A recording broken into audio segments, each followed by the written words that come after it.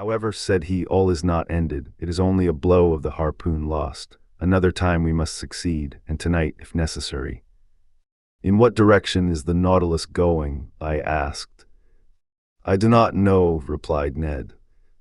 "Well, at noon we shall see the point." The Canadian returned to Kinsale. As soon as I was dressed, I went into the saloon. The compass was not reassuring. The course of the Nautilus was SSW. We were turning our backs on Europe. I waited with some impatience till the ship's place was pricked on the chart. At about 11:30, the reservoirs were emptied and our vessel rose to the surface of the ocean. I rushed towards the platform. Ned Land had preceded me. No more land in sight, nothing but an immense sea. Some sails on the horizon, doubtless those going to San Roque in search of favorable winds for doubling the Cape of Good Hope. The weather was cloudy. A gale of wind was preparing. Ned raved and tried to pierce the cloudy horizon. He still hoped that behind all that fog stretched the land he so longed for. At noon the sun showed itself for an instant. The second profited by this brightness to take its height. Then, the sea becoming more billowy, we descended and the panel closed. An hour after, upon consulting the chart, I saw the position of the Nautilus was marked at 16 degrees 17 long and 33 degrees 22 lat, at 150 leagues from the nearest coast. There was no means of flight, and I leave you to imagine the rage of the Canadian when I informed him of our situation. For myself, I was not particularly sorry. I felt lightened of the load which had oppressed me, and was able to return with some degree of calmness to my accustomed work. That night, about 11 o'clock, I received a most unexpected visit from Captain Nemo. He asked me very graciously if I felt fatigued from my watch of the preceding night. I answered in the negative. "Then, Aronnax, I propose a curious excursion." "Propose, Captain." "You have hitherto only visited the submarine depths by daylight, under the brightness of the sun. Would it suit you to see them in the darkness of the night?" "Most willingly." "I warn you the way will be tiring. We shall have far to walk and must climb a mountain. The roads are not well kept." "What you say, Captain, only heightens my curiosity. I am ready to follow you." "Come then, sir, we will put on our diving dresses." Arrived at the robing room, I saw that neither of my companions nor any of the ship's crew were to follow us on this excursion. Captain Nemo had not even proposed my taking with me either Ned or Conseil. In a few moments we had put on our diving dresses. They placed on our backs the reservoirs, abundantly filled with air, but no electric lamps were prepared. I called the captain's attention to the fact. "They will be useless," he replied. I thought I had not heard aright, but I could not repeat my observation, for the captain's head had already disappeared in its metal case. I finished harnessing myself. I felt them put an iron-pointed stick into my hand, and some minutes later, after going through the usual form, we set foot on the bottom of the Atlantic at a depth of 150 fathoms. Midnight was near. The waters were profoundly dark, but Captain Nemo pointed out in the distance a reddish spot, a sort of large light shining brilliantly about 2 miles from the Nautilus. What this fire might be, what could feed it, why and how it lit up the liquid mass, I could not say. In any case, it did light our way vaguely, it is true, but I soon accustomed myself to the peculiar darkness, and I understood, under such circumstances, the uselessness of the Ruhmkorff apparatus. As we advanced, I heard a kind of pattering above my head. The noise redoubling, sometimes producing a continual shower. I soon understood the cause. It was rain falling violently and crisping the surface of the waves. Instinctively, the thought flashed across my mind that I should be wet through, by the water, in the midst of the water. I could not help laughing at the odd idea, but indeed, in the thick diving dress, the liquid element is no longer felt, and one only seems to be in an atmosphere somewhat denser than the terrestrial atmosphere, nothing more. After half an hour's walk, the soil became stony. Medusae, microscopic crustacea, and penachles lit it slightly with their phosphorescent gleam. I caught a glimpse of pieces of stone covered with millions of zoophytes and masses of seaweed. My feet often slipped upon this sticky carpet of seaweed, and without my iron-tipped stick I should have fallen more than once. In turning round, I could still see the whitish lantern of the Nautilus beginning to pale in the distance. But the rosy light which guided us increased and lit up the horizon. The presence of this fire underwater puzzled me in the highest degree. Was I going towards a natural phenomenon as yet unknown to the savants of the earth? Or even, for this thought crossed my brain, had the hand of man aught to do with this conflagration? Had he fanned this flame? Was I to meet in these depths companions and friends of Captain Nemo whom he was going to visit, and who, like him, led this strange existence? Should I find down there a whole colony of exiles who, weary of the miseries of this earth, had sought and found independence in the deep ocean? All these foolish and unreasonable ideas pursued me.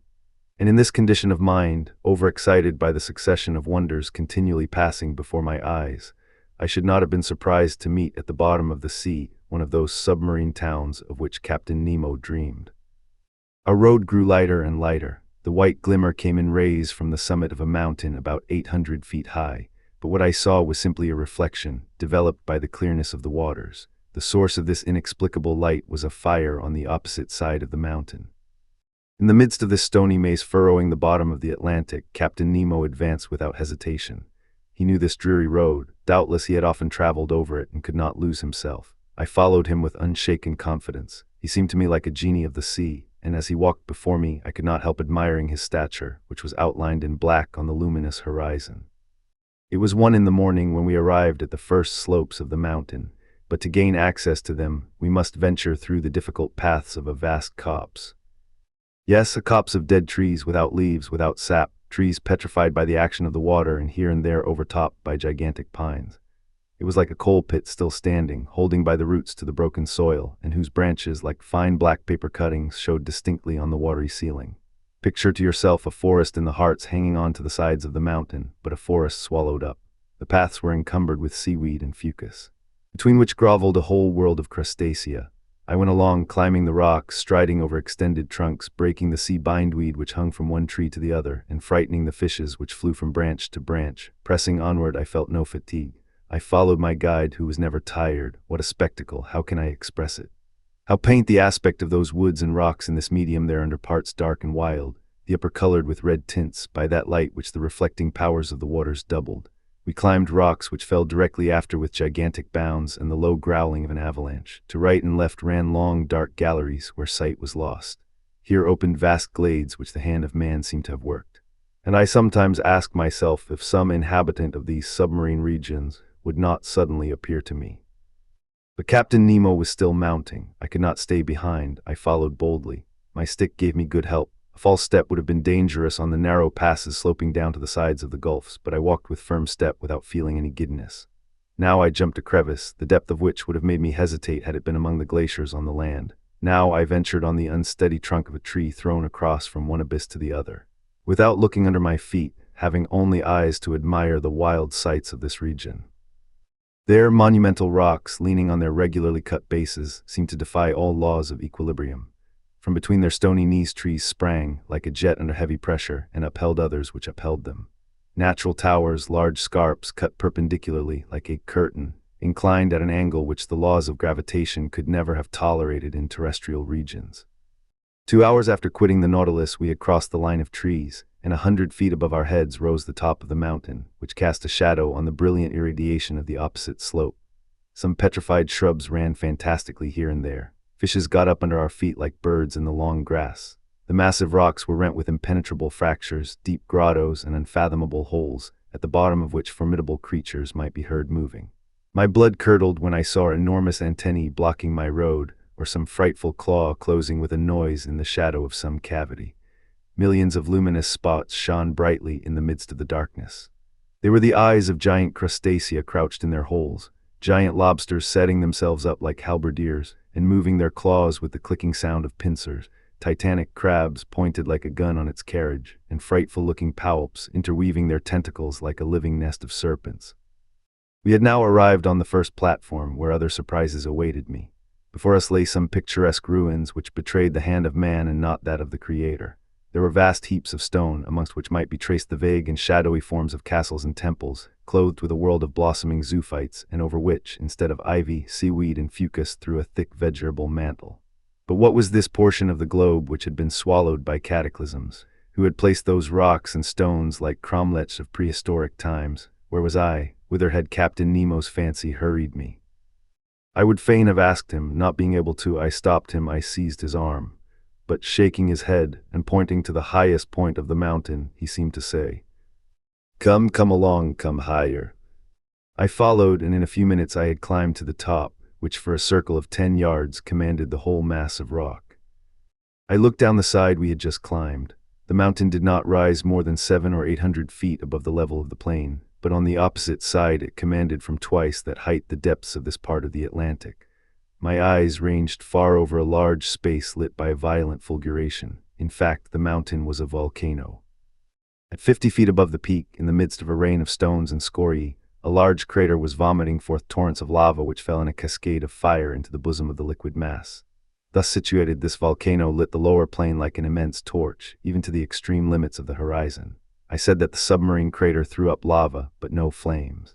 Flames require the oxygen of the air to feed upon and cannot be developed underwater. But streams of lava, having in themselves the principles of their incandescence, can attain a white heat, fight vigorously against the liquid element, and turn it to vapor by contact. Rapid currents bearing all these gases in diffusion and torrents of lava slid to the bottom of the mountain, like an eruption of Vesuvius on another Terra del Greco. There indeed under my eyes, ruined, destroyed, lay a town, its roofs open to the sky, its temples fallen, its arches dislocated, its columns lying on the ground, from which one would still recognize the massive character of Tuscan architecture. Further on, some remains of a gigantic aqueduct, here the high base of an acropolis with the floating outline of a Parthenon, there traces of a quay, as if an ancient port had formerly abutted on the borders of the ocean, and disappeared with its merchant vessels and its war galleys. Farther on again, long lines of sunken walls and broad, deserted streets, a perfect Pompeii escaped beneath the waters. Such was the sight that Captain Nemo brought before my eyes. Where was I? Where was I? I must know at any cost. I tried to speak, but Captain Nemo stopped me by a gesture, and picking up a piece of chalkstone, advanced to a rock of black basalt and traced the one word: Atlantis. What a light shot through my mind. Atlantis, the Atlantis of Plato, that continent denied by Origen and Humboldt, who placed its disappearance amongst the legendary tales. I had it there now before my eyes, bearing upon it the unexceptionable testimony of its catastrophe. The region thus engulfed was beyond Europe, Asia, and Libya, beyond the columns of Hercules, where those powerful people, the Atlantides, lived, against whom the first wars of ancient Greeks were waged. Thus, led by the strangest destiny, I was treading underfoot the mountains of this continent, touching with my hand those ruins 1,000 generations old and contemporary with the geological epochs. I was walking on the very spot where the contemporaries of the first man had walked. Whilst I was trying to fix in my mind every detail of this grand landscape, Captain Nemo remained motionless, as if petrified in mute ecstasy, leaning on a mossy stone. Was he dreaming of those generations long since disappeared? Was he asking them the secret of human destiny? Was it here this strange man came to steep himself in historical recollections, and live again this ancient life, he who wanted no modern one? What would I not have given to know his thoughts, to share them, to understand them? We remained for an hour at this place, contemplating the vast plains under the brightness of the lava, which was sometimes wonderfully intense. Rapid tremblings ran along the mountain caused by internal bubblings. Deep noise, distinctly transmitted through the liquid medium, were echoed with majestic grandeur. At this moment the moon appeared through the mass of waters and threw her pale rays on the buried continent. It was but a gleam, but what an indescribable effect. The captain rose, cast one last look on the immense plain, and then bade me follow him. We descended the mountain rapidly, and the mineral forest once passed, I saw the lantern of the Nautilus shining like a star. The captain walked straight to it, and we got on board as the first rays of light whitened the surface of the ocean. Chapter X: The Submarine Coal Mines. The next day, the 20th of February, I awoke very late. The fatigues of the previous night had prolonged my sleep until 11 o'clock. I dressed quickly and hastened to find the course the Nautilus was taking. The instruments showed it to be still toward the south, with a speed of 20 miles an hour and a depth of 50 fathoms. The species of fishes here did not differ much from those already noticed. There were rays of giant size, 5 yards long, and endowed with great muscular strength, which enabled them to shoot above the waves. Sharks of many kinds, amongst others one 15 feet long, with triangular sharp teeth, and whose transparency rendered it almost invisible in the water. Amongst bony fish Conseil noticed some about 3 yards long, armed at the upper jaw with a piercing sword. Other bright-colored creatures, known in the time of Aristotle by the name of the sea dragon, which are dangerous to capture on account of the spikes on their back. About 4 o'clock, the soil, generally composed of a thick mud mixed with petrified wood, changed by degrees, and it became more stony, and seemed strewn with conglomerate and pieces of basalt, with a sprinkling of lava. I thought that a mountainous region was succeeding the long plains, and accordingly, after a few evolutions of the Nautilus, I saw the southerly horizon blocked by a high wall which seemed to close all exit. Its summit evidently passed the level of the ocean. It must be a continent, or at least an island, one of the Canaries, or of the Cape Verde Islands. The bearings not being yet taken, perhaps designedly, I was ignorant of our exact position. In any case, such a wall seemed to me to mark the limits of that Atlantis, of which we had in reality passed over only the smallest part. Much longer should I have remained at the window admiring the beauties of sea and sky, but the panels closed. At this moment the Nautilus arrived at the side of this high, perpendicular wall. What it would do I could not guess. I returned to my room. It no longer moved. I laid myself down with the full intention of waking after a few hours' sleep, but it was 8 o'clock the next day when I entered the saloon. I looked at the manometer. It told me that the Nautilus was floating on the surface of the ocean. Besides, I heard steps on the platform. I went to the panel. It was open, but instead of broad daylight as I expected, I was surrounded by profound darkness. Where were we? Was I mistaken? Was it still night? No, not a star was shining, and night has not that utter darkness. Illustration: the Nautilus was floating near a mountain. I knew not what to think when a voice near me said, "Is that you, Professor?" "Ah, Captain," I answered. "Where are we?" "Underground, sir." "Underground," I exclaimed, "and the Nautilus floating still." "It always floats. But I do not understand." "Wait a few minutes, our lantern will be lit, and if you like light places, you will be satisfied." I stood on the platform and waited. The darkness was so complete that I could not even see Captain Nemo, but looking to the zenith, exactly above my head, I seemed to catch an undecided gleam, kind of twilight filling a circular hole. At this instant the lantern was lit, and its vividness dispelled the faint light. I closed my dazzled eyes for an instant and then looked again. The Nautilus was stationary, floating near a mountain which formed a sort of key. The lake. Then, supporting it was a lake imprisoned by a circle of walls, measuring 2 miles in diameter and 6 in circumference. Its level, the manometer showed, could only be the same as the outside level, for there must necessarily be a communication between the lake and the sea. The high partitions, leaning forward on their base, grew into a vaulted roof bearing the shape of an immense funnel turned upside down, the height being about 500 or 600 yards. At the summit was a circular orifice, by which I had caught the slight gleam of light, evidently daylight. "Where are we?" I asked. "In the very heart of an extinct volcano, the interior of which has been invaded by the sea, after some great convulsion of the earth. Whilst you were sleeping, Professor, the Nautilus penetrated to this lagoon by a natural canal, which opens about 10 yards beneath the surface of the ocean. This is its harbor of refuge, a sure, commodious, and mysterious one, sheltered from all gales. Show me, if you can, on the coasts of any of your continents or islands, a road which can give such perfect refuge from all storms." "Certainly," I replied. "You are in safety here, Captain Nemo. Who could reach you in the heart of a volcano? But did I not see an opening at its summit?" "Yes, its crater, formerly filled with lava, vapor, and flames, and which now gives entrance to the life-giving air we breathe." "But what is this volcanic mountain?" "It belongs to one of the numerous islands with which this sea is strewn. To vessels a simple sandbank, to us an immense cavern. Chance led me to discover it, and chance served me well." "But of what use is this refuge, Captain? The Nautilus wants no port." "No, sir, but it wants electricity to make it move, and the wherewithal to make the electricity, sodium to feed the elements, coal from which to get the sodium, and a coal mine to supply the coal. And exactly on this spot the sea covers entire forests embedded during the geological periods, now mineralized and transformed into coal. For me they are an inexhaustible mine." "Your men follow the trade of miners here, then, Captain?"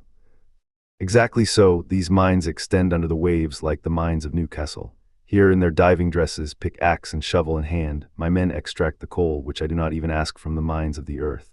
When I burn this combustible for the manufacture of sodium, the smoke, escaping from the crater of the mountain, gives it the appearance of a still active volcano." "And we shall see your companions at work?" "No, not this time at least, for I am in a hurry to continue our submarine tour of the earth, so I shall content myself with drawing from the reserve of sodium I already possess. The time for loading is 1 day only, and we continue our voyage, so if you wish to go over the cavern and make the round of the lagoon, you must take advantage of today, Aronnax." I thanked the captain and went to look for my companions, who had not yet left their cabin. I invited them to follow me without saying where we were. They mounted the platform. Conseil, who was astonished at nothing, seemed to look upon it as quite natural that he should wake under a mountain after having fallen asleep under the waves. But Ned Land thought of nothing but finding whether the cavern had any exit. After breakfast, about 10 o'clock, we went down on to the mountain. "Here we are once more on land," said Conseil. "I do not call this land," said the Canadian, "and besides, we are not on it but beneath it." Between the walls of the mountains and the waters of the lake lay a sandy shore which, at its greatest breadth, measured 500 feet. On this soil one might easily make the tour of the lake, but the base of the high partitions was stony ground, with volcanic blocks and enormous pumice stones lying in picturesque heaps. All these detached masses, covered with enamel, polished by the action of the subterraneous fires, shone resplendent by the light of our electric lantern. The mica dust from the shore, rising under our feet, flew like a cloud of sparks. The bottom now rose sensibly, and we soon arrived at long circuitous slopes or inclined planes which took us higher by degrees, but we were obliged to walk carefully among these conglomerates, bound by no cement, the feet slipping on the glassy crystal, felspar, and quartz. The volcanic nature of this enormous excavation was confirmed on all sides, and I pointed it out to my companions. "Picture to yourselves," said I, "what this crater must have been when filled with boiling lava, and when the level of the incandescent liquid rose to the orifice of the mountain, as though melted on the top of a hot plate." "I can picture it perfectly," said Conseil. "But, sir, will you tell me why the great architect has suspended operations, and how it is that the furnace is replaced by the quiet waters of the lake?" "Most probably, Conseil, because some convulsion beneath the ocean produced that very opening which has served as a passage for the Nautilus. Then the waters of the Atlantic rushed into the interior of the mountain. There must have been a terrible struggle between the two elements, a struggle which ended in the victory of Neptune. But many ages have run out since then, and the submerged volcano is now a peaceable grotto." "Very well," replied Ned Land. "I accept the explanation, sir, but in our own interests, I regret that the opening of which you speak was not made above the level of the sea." "But friend Ned," said Conseil, "if the passage had not been under the sea, the Nautilus could not have gone through it." We continued ascending. The steps became more and more perpendicular and narrow. Deep excavations, which we were obliged to cross, cut them here and there. Sloping masses had to be turned. We slid upon our knees and crawled along, but Conseil's dexterity and the Canadian's strength surmounted all obstacles. At a height of about 31 feet, the nature of the ground changed without becoming more practicable. To the conglomerate and trachyte succeeded black basalt. The first dispread in layers full of bubbles, the latter forming regular prisms, placed like a colonnade supporting the spring of the immense vault, an admirable specimen of natural architecture.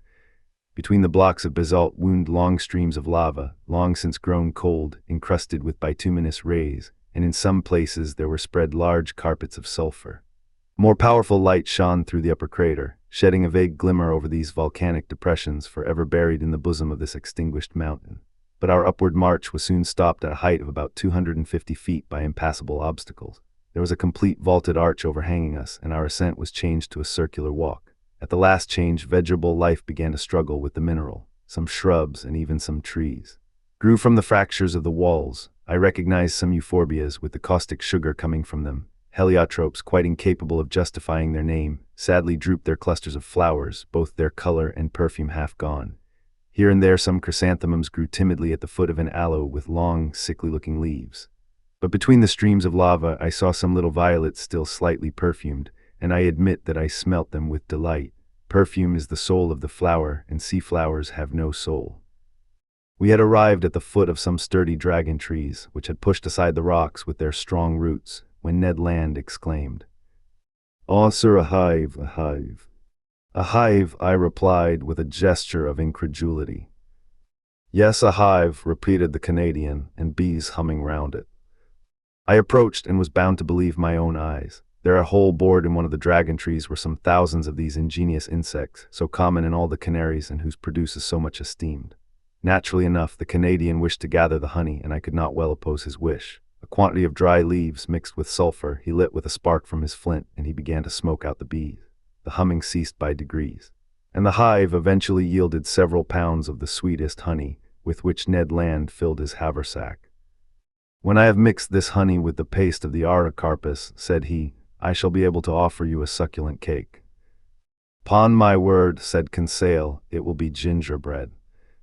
"Never mind the gingerbread," said I, "let us continue our interesting walk." At every turn of the path we were following, the lake appeared in all its length and breadth. The lantern lit up the whole of its peaceable surface, which knew neither ripple nor wave. The Nautilus remained perfectly immovable. On the platform and on the mountain, the ship's crew were working like black shadows clearly carved against the luminous atmosphere. We were now going round the highest crest of the first layers of rock which upheld the roof. I then saw that bees were not the only representatives of the animal kingdom in the interior of this volcano.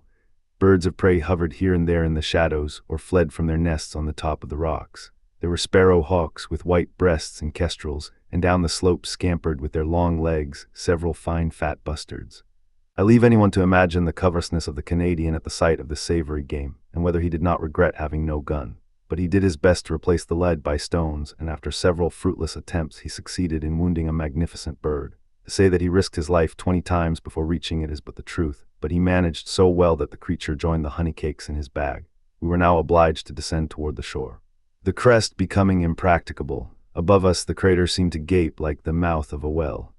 From this place the sky could be clearly seen, and clouds, dissipated by the west wind, leaving behind them, even on the summit of the mountain, their misty remnants certain proof that they were only moderately high, for the volcano did not rise more than 800 feet above the level of the ocean. Half an hour after the Canadian's last exploit, we had regained the inner shore. Here the flora was represented by large carpets of marine crystal. A little umbelliferous plant very good to pickle, which also bears the name of pierce stone and sea fennel. Conseil gathered some bundles of it. As to the fauna, it might be counted by thousands of crustacea of all sorts, lobsters, crabs, spider crabs, chameleon shrimps, and a large number of shells, rockfish, and limpets. 3/4 of an hour later we had finished our circuitous walk and were on board. The crew had just finished loading the sodium and the Nautilus could have left that instant. But Captain Nemo gave no order. Did he wish to wait until night and leave the submarine passage secretly? Perhaps so. Whatever it might be, the next day the Nautilus, having left its port, steered clear of all land a few yards beneath the waves of the Atlantic. Chapter XI. The Sargasso Sea. That day the Nautilus crossed a singular part of the Atlantic Ocean. No one can be ignorant of the existence of a current of warm water known by the name of the Gulf Stream. After leaving the Gulf of Florida, we went in the direction of Spitzbergen, but before entering the Gulf of Mexico, about 45 degrees of N. Lat. This current divides into two arms, the principal one going towards the coast of Ireland and Norway, whilst the second bends to the south about the height of the Azores, then, touching the African shore and describing a lengthened oval, returns to the Antilles. This second arm, it is rather collar than an arm, surrounds with its circles of warm water that portion of the cold, quiet, immovable ocean called the Sargasso Sea, a perfect lake in the open Atlantic. It takes no less than 3 years for the great current to pass round it. Such was the region the Nautilus was now visiting, a perfect meadow, a close carpet of seaweed, fucus, and tropical berries. So thick and so compact that the stem of a vessel could hardly tear its way through it, and Captain Nemo, not wishing to entangle his screw in this herbaceous mass, kept some yards beneath the surface of the waves. The name Sargasso comes from the Spanish word sargazo, which signifies kelp. This kelp, or berry plant, is the principal formation of this immense bank. And this is the reason why these plants unite in the peaceful basin of the Atlantic. The only explanation which can be given, he says, seems to me to result from the experience known to all the world. Place in a vase some fragments of cork or other floating body, and give to the water in the vase a circular movement. The scattered fragments will unite in a group in the center of the liquid surface, that is to say, in the part least agitated, in the phenomenon we are considering. The Atlantic is the vase, the Gulf Stream the circular current, and the Sargasso Sea the central point at which the floating bodies unite. I share Maury's opinion, and I was able to study the phenomenon in the very midst where vessels rarely penetrate. Above us floated products of all kinds, heaped up among these brownish plants, trunks of trees torn from the Andes or the Rocky Mountains and floated by the Amazon or the Mississippi, numerous wrecks, remains of keels or ship's bottom, side planks stove in, and so weighted with shells and barnacles that they could not again rise to the surface. And time will one day justify Maury's other opinion, that these substances thus accumulated for ages will become petrified by the action of the water, and will then form inexhaustible coal mines, a precious reserve prepared by far-seeing nature for the moment when men shall have exhausted the mines of continents. In the midst of this inextricable mass of plants and seaweed, I noticed some charming pink halcyons and actinii, with their long tentacles trailing after them, and medusae, green, red, and blue. All the day of the 22nd of February we passed in the Sargasso Sea, where such fish as are partial to marine plants find abundant nourishment. The next, the ocean had returned to its accustomed aspect. From this time, for 19 days, from the 23rd of February to the 12th of March, the Nautilus kept in the middle of the Atlantic, carrying us at a constant speed of 100 leagues in 24 hours. Captain Nemo evidently intended accomplishing his submarine program, and I imagined that he intended, after doubling Cape Horn, to return to the Australian seas of the Pacific. Ned Land had cause for fear. In these large seas, void of islands, we could not attempt to leave the boat, nor had we any means of opposing Captain Nemo's will. Our only course was to submit, but but what we could neither gain by force nor cunning, I like to think might be obtained by persuasion. This voyage ended, would he not consent to restore our liberty under an oath never to reveal his existence, an oath of honor which we should have religiously kept? But we must consider that delicate question with the captain. But was I free to claim this liberty? Had he not himself said from the beginning, in the firmest manner, that the secret of his life exacted from him our lasting imprisonment on board the Nautilus? And would not my 4 months' silence appear to him a tacit acceptance of our situation? And would not a return to the subject result in raising suspicions which might be hurtful to our projects, if at some future time a favorable opportunity offered to return to them? During the 19 days mentioned above, no incident of any kind happened to signalize our voyage. I saw little of the captain. He was at work. In the library I often found his books left open, especially those on natural history. My work on submarine depths, conned over by him, was covered with marginal notes, often contradicting my theories and systems, but the captain contented himself with thus purging my work. It was very rare for him to discuss it with me. Sometimes I heard the melancholy tones of his organ, but only at night in the midst of the deepest obscurity, when the Nautilus slept upon the deserted ocean. During this part of our voyage we sailed whole days on the surface of the waves. The sea seemed abandoned. A few sailing vessels, on the road to India, were making for the Cape of Good Hope.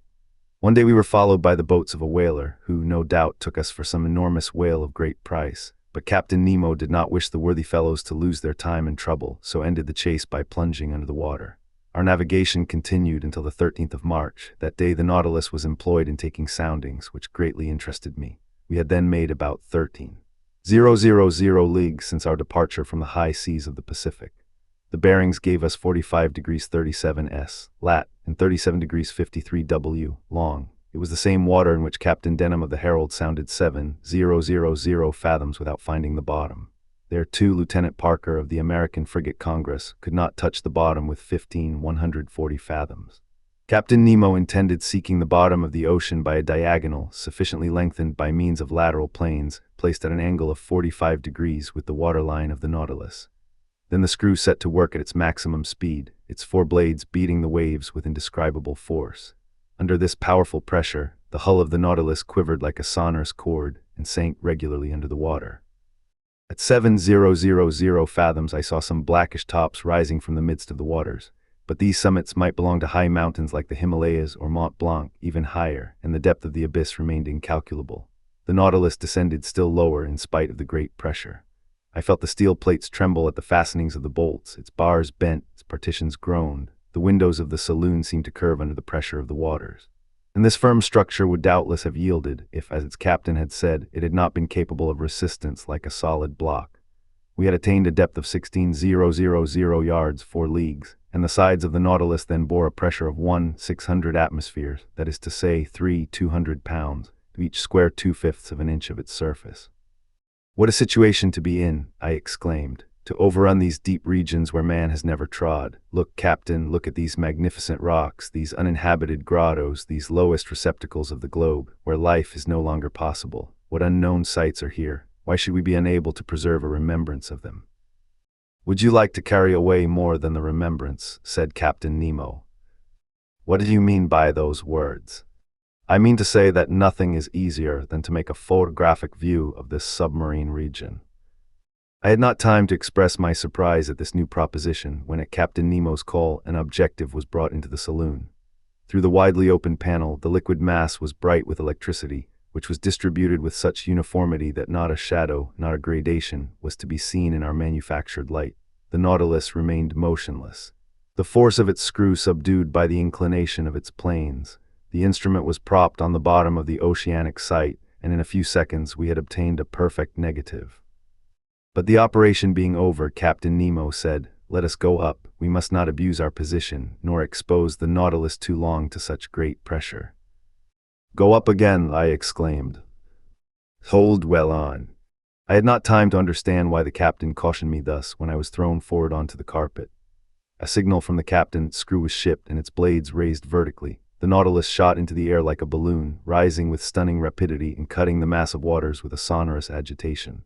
Nothing was visible, and in 4 minutes it had shot through the 4 legs which separated it from the ocean, and after emerging like a flying fish, fell, making the waves rebound to an enormous height. Chapter 12: Cachalots and Whales. During the nights of the 13th and 14th of March, the Nautilus returned to its southerly course. I fancied that, when on a level with Cape Horn, he would turn the helm westward in order to beat the Pacific seas and so complete the tour of the world. He did nothing of the kind, but continued on his way to the southern regions. Where was he going to? To the pole? It was madness. I began to think that the captain's temerity justified Ned Land's fears. For some time past, the Canadian had not spoken to me of his projects of flight. He was less communicative, almost silent.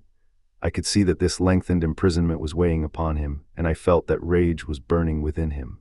When he met the captain, his eyes lit up with suppressed anger, and I feared that his natural violence would lead him into some extreme. That day, the 14th of March, Conseil and he came to me in my room.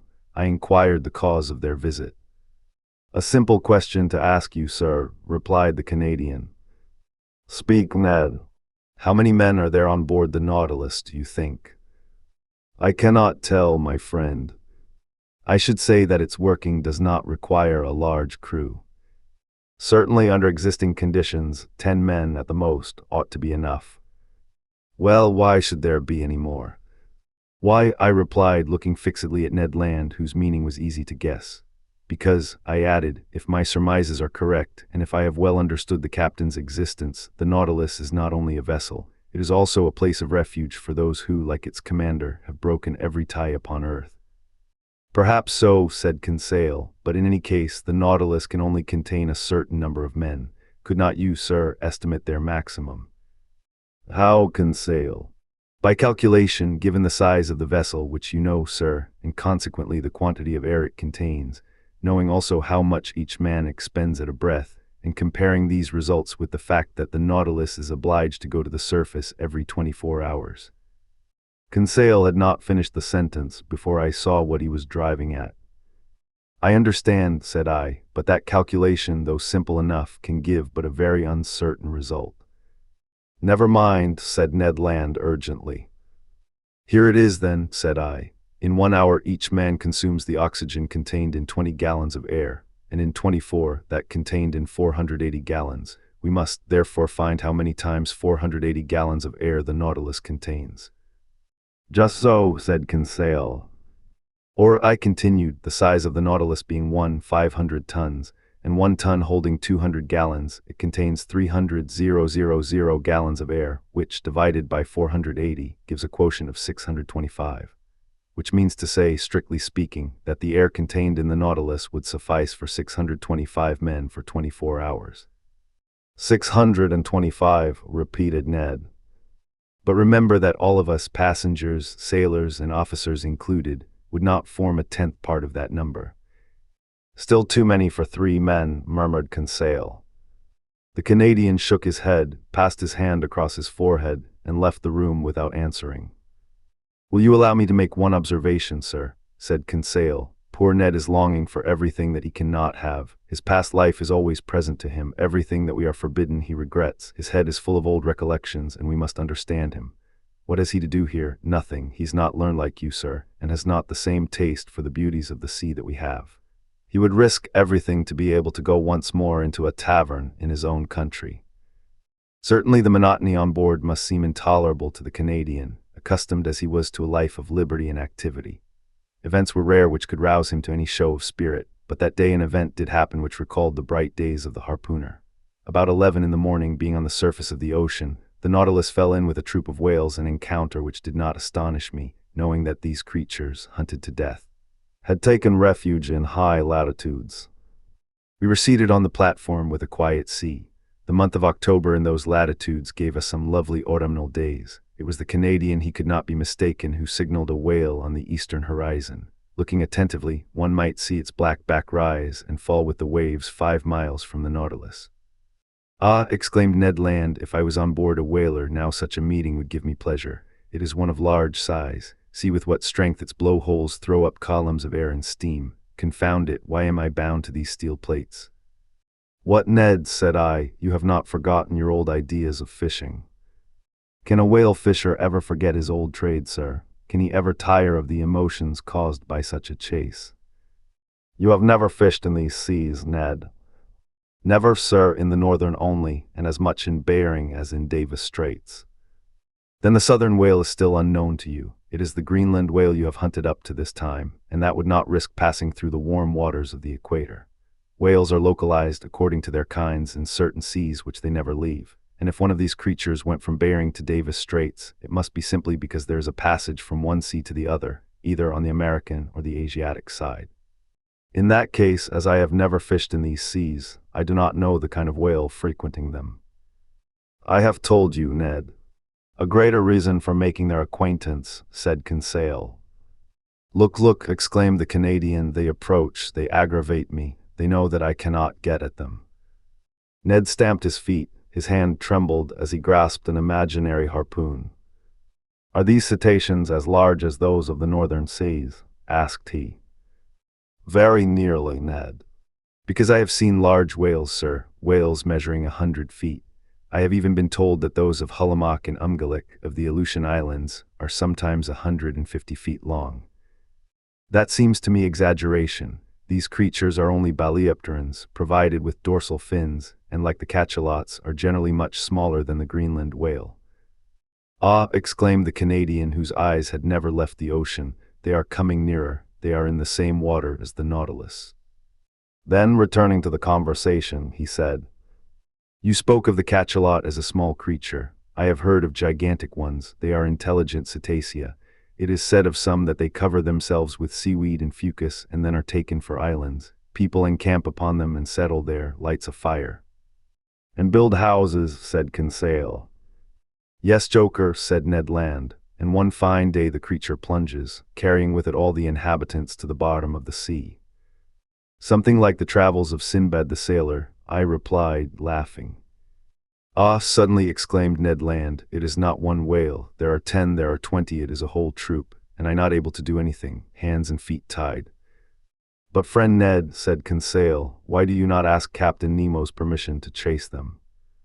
Conseil had not finished his sentence when Ned Land had lowered himself through the panel to seek the captain. A few minutes afterwards the two appeared together on the platform. Captain Nemo watched the troop of cetacea playing on the waters about a mile from the Nautilus. They are southern whales, said he. There goes the fortune of a whole fleet of whalers. Well, sir, asked the Canadian, can I not chase them, if only to remind me of my old trade of harpooner? And to what purpose, replied Captain Nemo, only to destroy, we have nothing to do with the whale oil on board. But sir, continued the Canadian, in the Red Sea you allowed us to follow the dugong. Then it was to procure fresh meat for my crew. Here it would be killing for killing's sake. I know that is a privilege reserved for man, but I do not approve of such murderous pastime.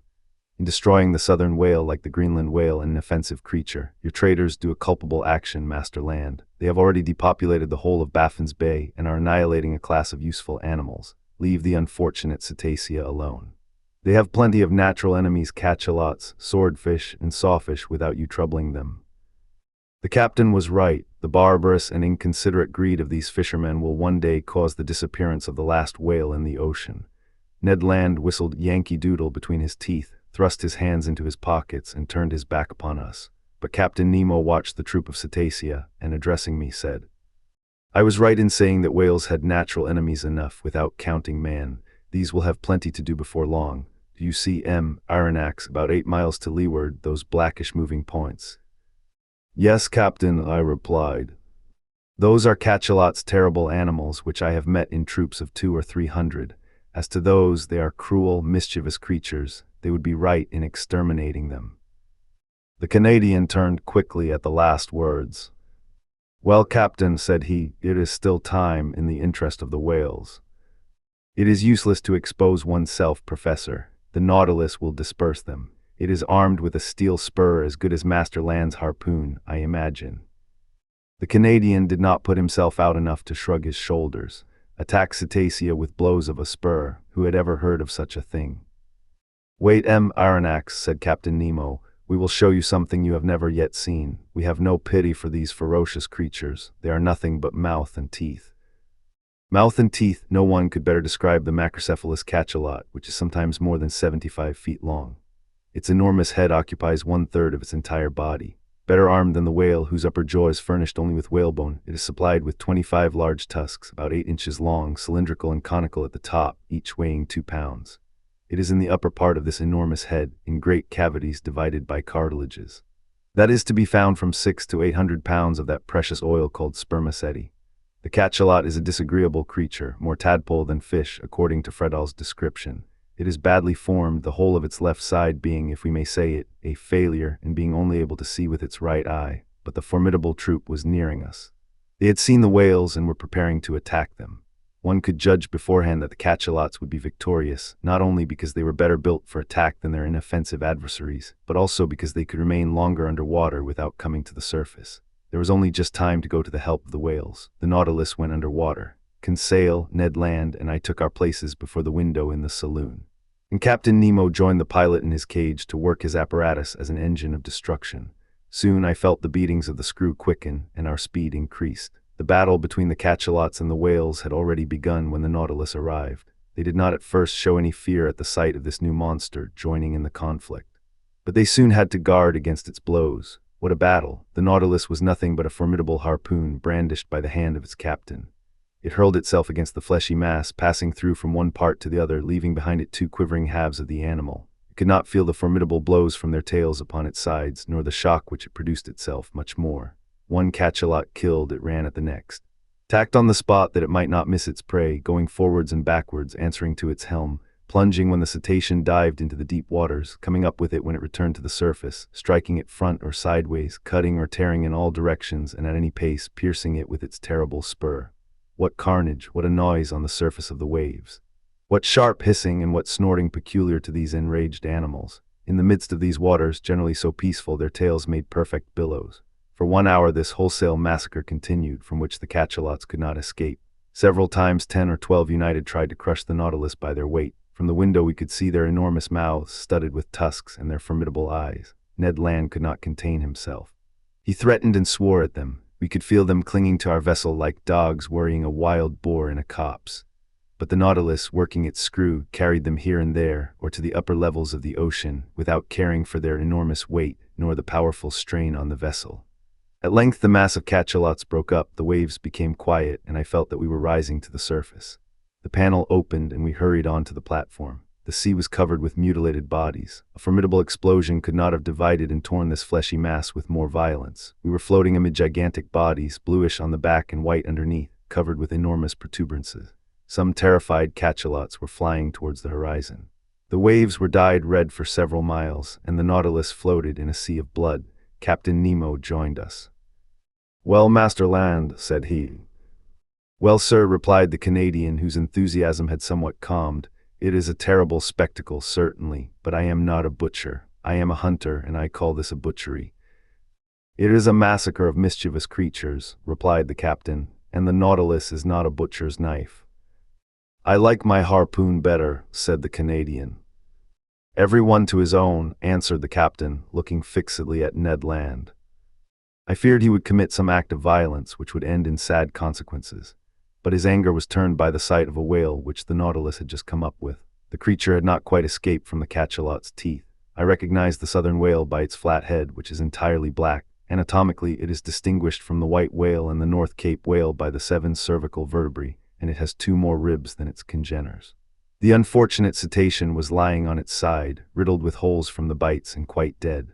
From its mutilated fin still hung a young whale which it could not save from the massacre. Its open mouth let the water flow in and out, murmuring like the waves breaking on the shore. Captain Nemo steered close to the corpse of the creature. 2 of his men mounted its side, and I saw not without surprise that they were drawing from its breasts all the milk which they contained, that is to say, about 2 or 3 tons. The captain offered me a cup of the milk, which was still warm. I could not help showing my repugnance to the drink, but he assured me that it was excellent and not to be distinguished from cow's milk. I tasted it and was of his opinion. It was a useful reserve to us, for in the shape of salt butter or cheese it would form an agreeable variety from our ordinary food. From that day I noticed with uneasiness that Ned Land's ill will towards Captain Nemo increased, and I resolved to watch the Canadian's gestures closely. Chapter 13: The Iceberg. The Nautilus was steadily pursuing its southerly course, following the 50th meridian with considerable speed. Did he wish to reach the pole? I did not think so, for every attempt to reach that point had hitherto failed. Again, the season was far advanced, for in the Antarctic regions the 13th of March corresponds with the 13th of September of northern regions, which begin at the equinoctial season. On the 14th of March, I saw floating ice in latitude 55 degrees, merely pale bits of debris from 20 to 25 feet long, forming banks over which the sea curled. The Nautilus remained on the surface of the ocean. Ned Land, who had fished in the Arctic seas, was familiar with its icebergs, but Conseil and I admired them for the first time. In the atmosphere towards the southern horizon stretched a white, dazzling band. English whalers have given it the name of ice blink. However thick the clouds may be, it is always visible and announces the presence of an ice pack or bank. Accordingly, larger blocks soon appeared, whose brilliancy changed with the caprices of the fog.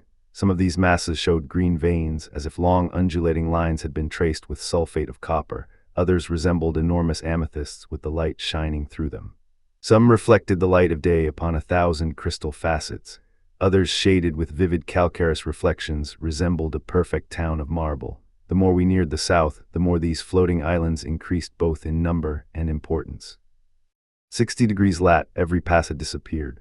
But seeking carefully, Captain Nemo soon found a narrow opening through which he boldly slipped, knowing, however, that it would close behind him. Thus, guided by this clever hand, the Nautilus passed through all the ice with a precision which quite charmed Conseil. Icebergs or mountains, ice fields or smooth plains, seeming to have no limits, drift ice or floating ice backs, plains broken up, cold pouched when they are circular, and streams when they are made up of long strips. The temperature was very low, the thermometer exposed to the air marked 2 deg, or 3 degrees below zero, but we were warmly clad with fur at the expense of the sea bear and seal. The interior of the Nautilus, warmed regularly by its electric apparatus, defied the most intense cold.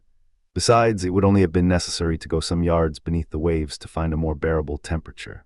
2 months earlier we should have had perpetual daylight in these latitudes, but already we had had 3 or 4 hours of night, and by there would be 6 months of darkness in these circumpolar regions. On the 15th of March we were in the latitude of New Shetland and South Orkney. The captain told me that formerly numerous tribes of seals inhabited them, but that English and American whalers, in their rage for destruction, massacred both old and young. Thus, where there was once life and animation, they had left silence and death. About 8 o'clock on the morning of the 16th of March, the Nautilus, following the 55th meridian, cut the Antarctic polar circle. Ice surrounded us on all sides and closed the horizon, but Captain Nemo went from one opening to another, still going higher. I cannot express my astonishment at the beauties of these new regions. The ice took most surprising forms. Here the grouping formed an oriental town with innumerable mosques and minarets. There a fallen city thrown to the earth, as it were, by some convulsion of nature. The whole aspect was constantly changed by the oblique rays of the sun, or lost in the grayish fog amidst hurricanes of snow. Detonations and falls were heard on all sides, great overthrows of icebergs, which altered the whole landscape like a diorama. Often seeing no exit, I thought we were definitely prisoners, but instinct guiding him at the slightest indication, Captain Nemo would discover a new pass. He was never mistaken when he saw the thin threads of bluish water trickling along the ice fields, and I had no doubt that he had already ventured into the midst of these Antarctic seas before. On the 16th of March, however, the ice fields absolutely blocked our road. It was not the iceberg itself, as yet.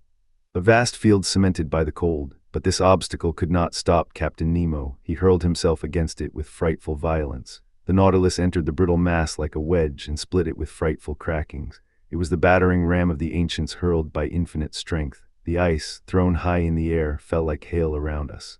By its own power of impulsion, our apparatus made a canal for itself. Sometimes carried away by its own impetus, it lodged on the ice field, crushing it with its weight, and sometimes buried beneath it, dividing it by a simple pitching movement, producing large rents in it. Violent gales assailed us at this time, accompanied by thick fogs, through which from one end of the platform to the other we could see nothing. The wind blew sharply from all parts of the compass, and the snow lay in such hard heaps that we had to break it with blows of a pickaxe.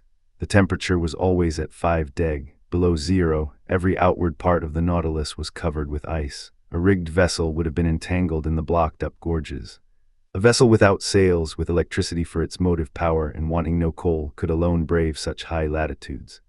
At length, on the 18th of March, after many useless assaults, the Nautilus was positively blocked. It was no longer either streams, packs, or ice fields, but an interminable and immovable barrier, formed by mountains soldered together.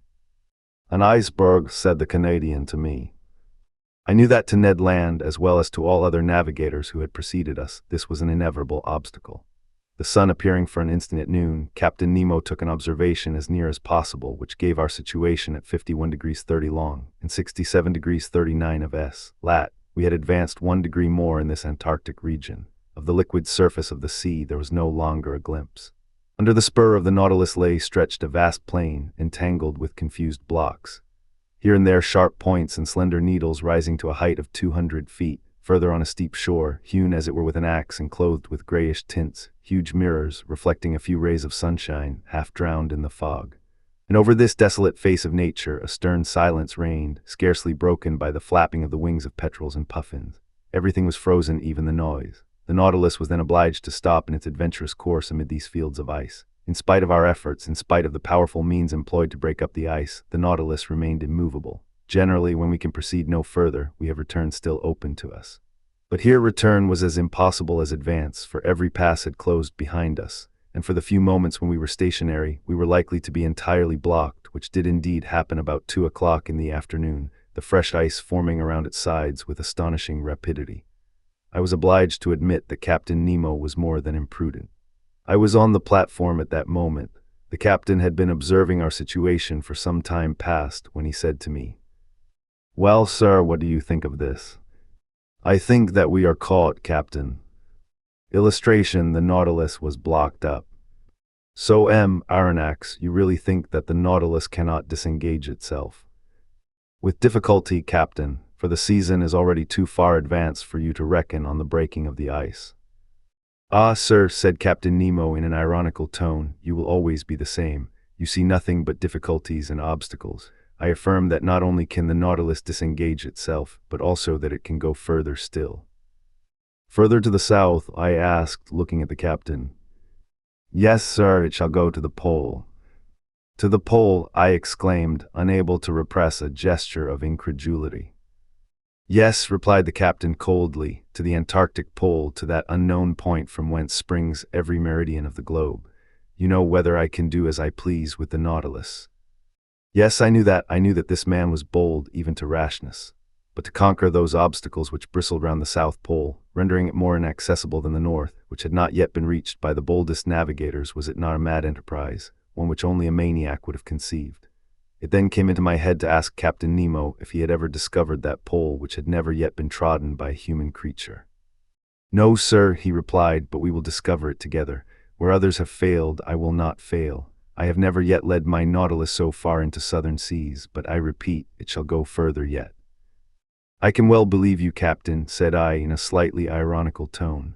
"I believe you. Let us go ahead. There are no obstacles for us. Let us smash this iceberg. Let us blow it up, and if it resists, let us give the Nautilus wings to fly over it." "Over it, sir," said Captain Nemo quietly. "No, not over it, but under it." "Under it!" I exclaimed, a sudden idea of the captain's projects flashing upon my mind. I understood. The wonderful qualities of the Nautilus were going to serve us in this superhuman enterprise. "I see we are beginning to understand one another, sir," said the captain, half smiling. "You begin to see the possibility, I should say the success of this attempt. That which is impossible for an ordinary vessel is easy to the Nautilus. If a continent lies before the pole, it must stop before the continent. But if, on the contrary, the pole is washed by open sea, it will go even to the pole." "Certainly," said I, carried away by the captain's reasoning. "If the surface of the sea is solidified by the ice, the lower depths are free by the providential law which has placed the maximum of density of the waters of the ocean 1 degree higher than freezing point. And if I am not mistaken, the portion of this iceberg which is above the water is as 1 to 4 to that which is below." "Very nearly, sir. For 1 foot of iceberg above the sea, there are 3 below it. If these ice mountains are not more than 300 feet above the surface, they are not more than 900 beneath. And what are 900 feet to the Nautilus?" "Nothing, sir. It could even seek at greater depths that uniform temperature of seawater, and there brave with impunity the 30 or 40 degrees of surface cold." "Just so, sir, just so," I replied, getting animated. "The only difficulty," continued Captain Nemo, "is that of remaining several days without renewing our provision of air." "Is that all? The Nautilus has vast reservoirs. We can fill them, and they will supply us with all the oxygen we want." "Well thought of, Aronnax," replied the captain, smiling. "But not wishing you to accuse me of rashness, I will first give you all my objections." "Have you any more to make?" "Only one. It is possible, if the sea exists at the South Pole, that it may be covered, and consequently, we shall be unable to come to the surface." "Good sir, but do you forget that the Nautilus is armed with a powerful spur, And could we not send it diagonally against these fields of ice, which would open at the shocks? Ah, sir, you are full of ideas today. Besides, Captain, I added enthusiastically, why should we not find the sea open at the South Pole as well as at the North? The frozen poles of the Earth do not coincide, either in the southern or in the northern regions, and until it is proved to the contrary, we may suppose either a continent or an ocean free from ice at these 2 points of the globe.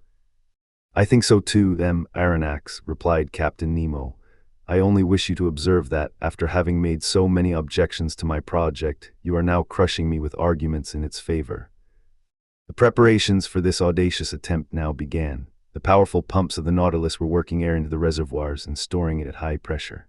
About 4 o'clock, Captain Nemo announced the closing of the panels on the platform. I threw one last look at the massive iceberg which we were going to cross. The weather was clear, the atmosphere pure enough, the cold very great, being 12 degrees below zero, but the wind having gone down. This temperature was not so unbearable. About 10 men mounted the sides of the Nautilus, armed with pickaxes to break the ice around the vessel, which was soon free. The operation was quickly performed, for the fresh ice was still very thin. We all went below. The usual reservoirs were filled with the newly liberated water, and the Nautilus soon descended.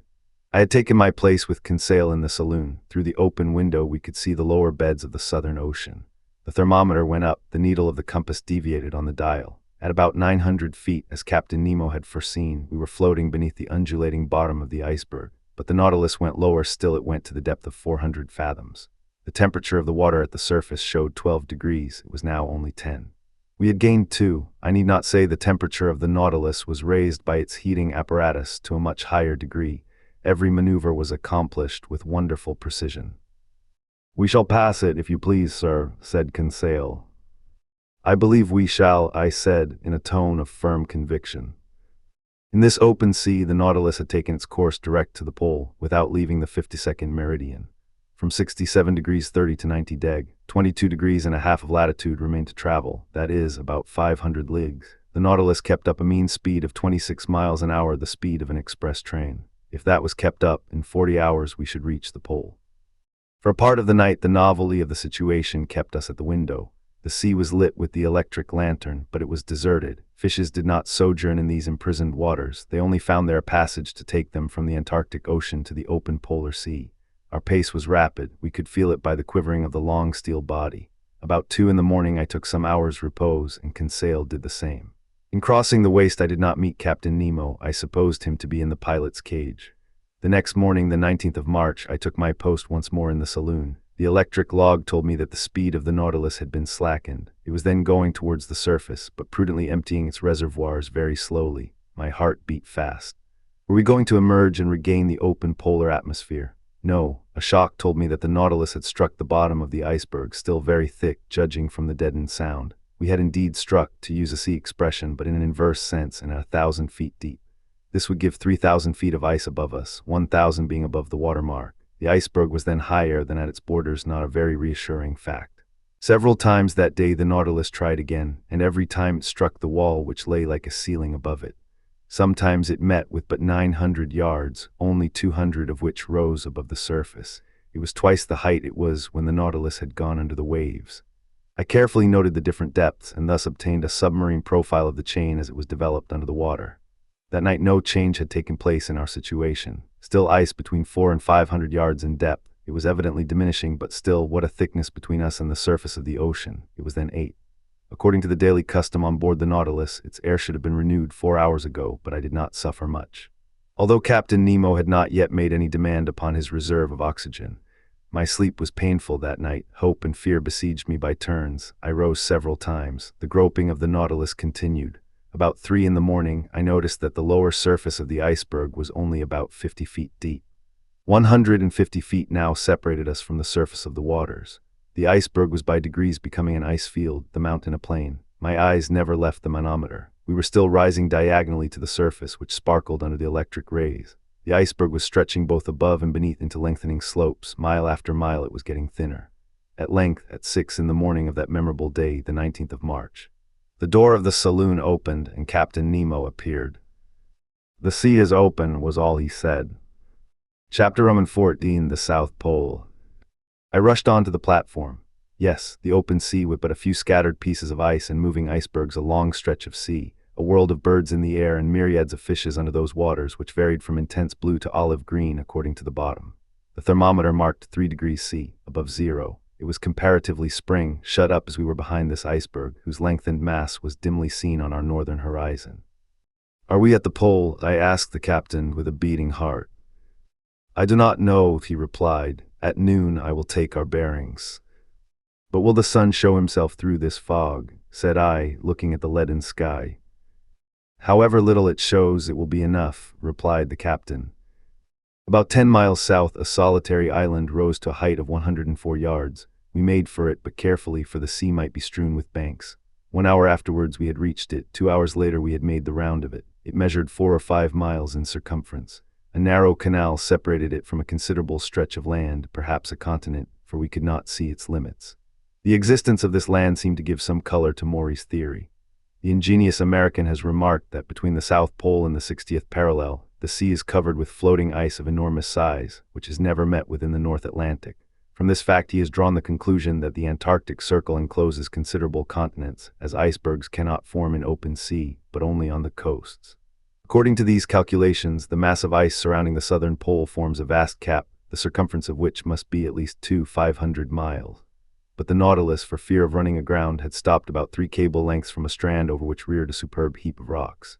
The boat was launched. The captain, 2 of his men bearing instruments, Conseil and myself were in it. It was 10 in the morning. I had not seen Ned land. Doubtless the Canadian did not wish to admit the presence of the South Pole. A few strokes of the oar brought us to the sand, where we ran ashore. Conseil was going to jump onto the land when I held him back.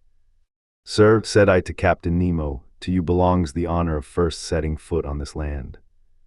"Yes, sir," said the captain, "and if I do not hesitate to tread this South Pole, it is because, up to this time, no human being has left a trace there."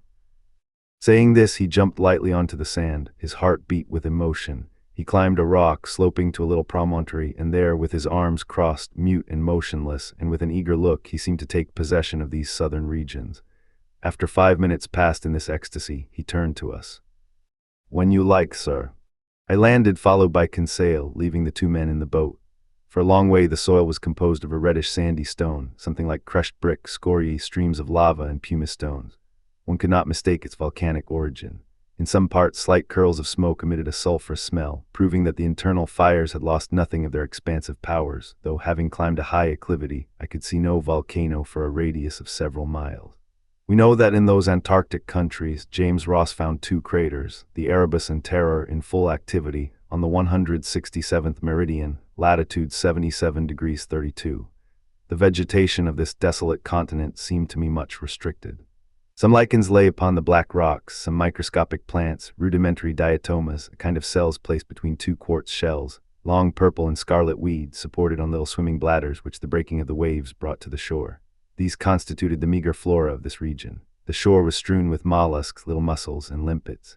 I also saw myriads of northern Cleos, 1¼ inches long, of which a whale would swallow a whole world at a mouthful, and some perfect sea butterflies, animating the waters on the skirts of the shore. There appeared on the high bottom some coral shrubs, of the kind which, according to James Ross, live in the Antarctic seas to the depth of more than 1,000 yards. Then there were little kingfishers and starfish studding the soil, but where life abounded most was in the air. There thousands of birds fluttered and flew of all kinds, deafening us with their cries. Others crowded the rock, looking at us as we passed by without fear, and pressing familiarly close by our feet. There were penguins, so agile in the water, heavy and awkward as they are on the ground. They were uttering harsh cries, a large assembly, sober in gesture, but extravagant in clamor. Albatrosses passed in the air, the expanse of their wings being at least 4.5 yards, and justly called the vultures of the ocean. Some gigantic petrels and some damiers, kind of small duck, the under part of whose body is black and white. Then there were a whole series of petrels, some whitish with brown-bordered wings, others blue, peculiar to the Antarctic seas, and so oily, as I told Conseil, that the inhabitants of the Faroe Islands had nothing to do before lighting them but to put a wick in. "A little more," said Conseil, "and they would be perfect lamps. After that, we cannot expect nature to have previously furnished them with wicks." About half a mile farther on the soil was riddled with ruff's nests, a sort of laying ground out of which many birds were issuing. Captain Nemo had some hundreds hunted. They uttered a cry like the braying of an ass, were about the size of a goose, slate color on the body, white beneath, with a yellow line round their throats. They allowed themselves to be killed with a stone, never trying to escape. But the fog did not lift, and at 11 the sun had not yet shown itself. Its absence made me uneasy. Without it, no observations were possible. How then could we decide whether we had reached the pole? When I rejoined Captain Nemo, I found him leaning on a piece of rock, silently watching the sky. He seemed impatient and vexed, but what was to be done? This rash and powerful man could not command the sun as he did the sea. Noon arrived without the orb of day showing itself for an instant. We could not even tell its position behind the curtain of fog, and soon the fog turned to snow. "Till tomorrow," said the captain quietly, and we returned to the Nautilus amid these atmospheric disturbances. Tempest of snow continued till the next day. It was impossible to remain on the platform. From the saloon where I was taking notes of incidents happening during this excursion to the polar continent, I could hear the cries of petrels and albatrosses sporting in the midst of this violent storm. The Nautilus did not remain motionless, but skirted the coast, advancing 10 miles more to the south in the half-light left by the sun as it skirted the edge of the horizon. The next day, the 20th of March, the snow had ceased. The cold was a little greater, the thermometer showing 2 degrees below zero. The fog was rising, and I hoped that day our observations might be taken. Captain Nemo not having yet appeared, the boat took Conseil and myself to land. The soil was still of the same volcanic nature. Everywhere were traces of lava, scoriae, and basalt, but the crater which had vomited them I could not see. Here, as lower down, this continent was alive with myriads of birds, but their rule was now divided with large troops of sea mammals looking at us with their soft eyes. There were several kinds of seals, some stretched on the earth, some on flakes of ice, many going in and out of the sea. They did not flee at our approach, never having had anything to do with man, and I reckoned that there were provisions there for hundreds of vessels. "Sir," said Conseil, "will you tell me the names of these creatures?" "They are seals and morses." It was now 8 in the morning. 4 hours remained to us before the sun could be observed with advantage. I directed our steps towards a vast bay cut in the steep granite shore. There I can aver that earth and ice were lost to sight by the numbers of sea mammals covering them, and I involuntarily sought for old Proteus, the mythological shepherd who watched these immense flocks of Neptune. There were more seals than anything else, forming distinct groups, male and female. The father watching over his family, the mother suckling her little ones, some already strong enough to go a few steps. When they wished to change their place, they took little jumps made by the contraction of their bodies, and helped awkwardly enough by their imperfect fin, which, as with the lamantine their cousins, forms a perfect forearm. I should say that in the water, which is their element, the spine of these creatures is flexible. With smooth and close skin and webbed feet they swim admirably. In resting on the earth they take the most graceful attitudes. Thus the ancients, observing their soft and expressive looks which cannot be surpassed by the most beautiful look a woman can give, their clear voluptuous eyes, their charming positions, and the poetry of their manners, metamorphosed them. The male into a triton and the female into a mermaid. I made Conseil notice the considerable development of the lobes of the brain in these interesting cetaceans. No mammal except man has such a quantity of brain matter. They are also capable of receiving a certain amount of education, are easily domesticated, and I think, with other naturalists, that if properly taught they would be of great service as fishing dogs. The greater part of them slept on the rocks or on the sand. Amongst these seals, properly so called, which have no external ears, in which they differ from the otter, whose ears are prominent. I noticed several varieties of seals about 3 yards long, with a white coat, bulldog heads, armed with teeth in both jaws, 4 incisors at the top and 4 at the bottom, and 2 large canine teeth in the shape of a fleur-de-lis. Amongst them glided sea elephants, a kind of seal, with short, flexible trunks. The giants of this species measured 20 feet round and 10 yards and a half in length, but they did not move as we approached. "These creatures are not dangerous?" asked Conseil. "No, not unless you attack them. When they have to defend their young, their rage is terrible, and it is not uncommon for them to break the fishing boats to pieces." "They are quite right," said Conseil. "I do not say they are not." 2 miles farther on we were stopped by the promontory which shelters the bay from the southerly winds. Beyond it we heard loud bellowings such as a troop of ruminants would produce. "Good," said Conseil, "a concert of bulls." "No, a concert of morses. They are fighting.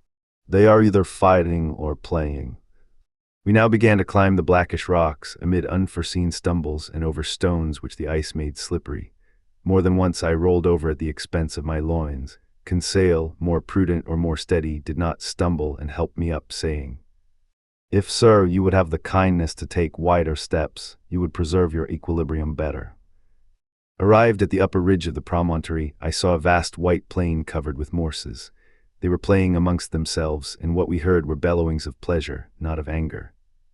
As I passed these curious animals, I could examine them leisurely, for they did not move.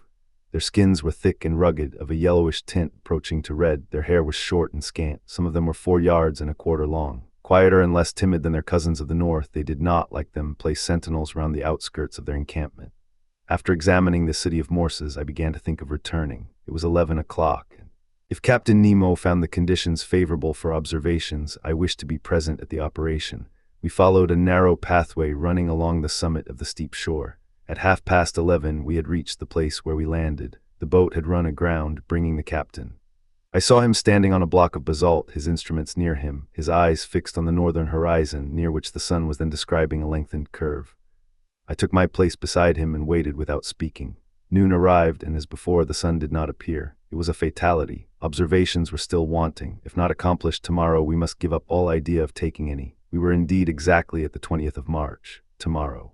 The 21st would be the equinox. The sun would disappear behind the horizon for 6 months, and with its disappearance, the long polar night would begin.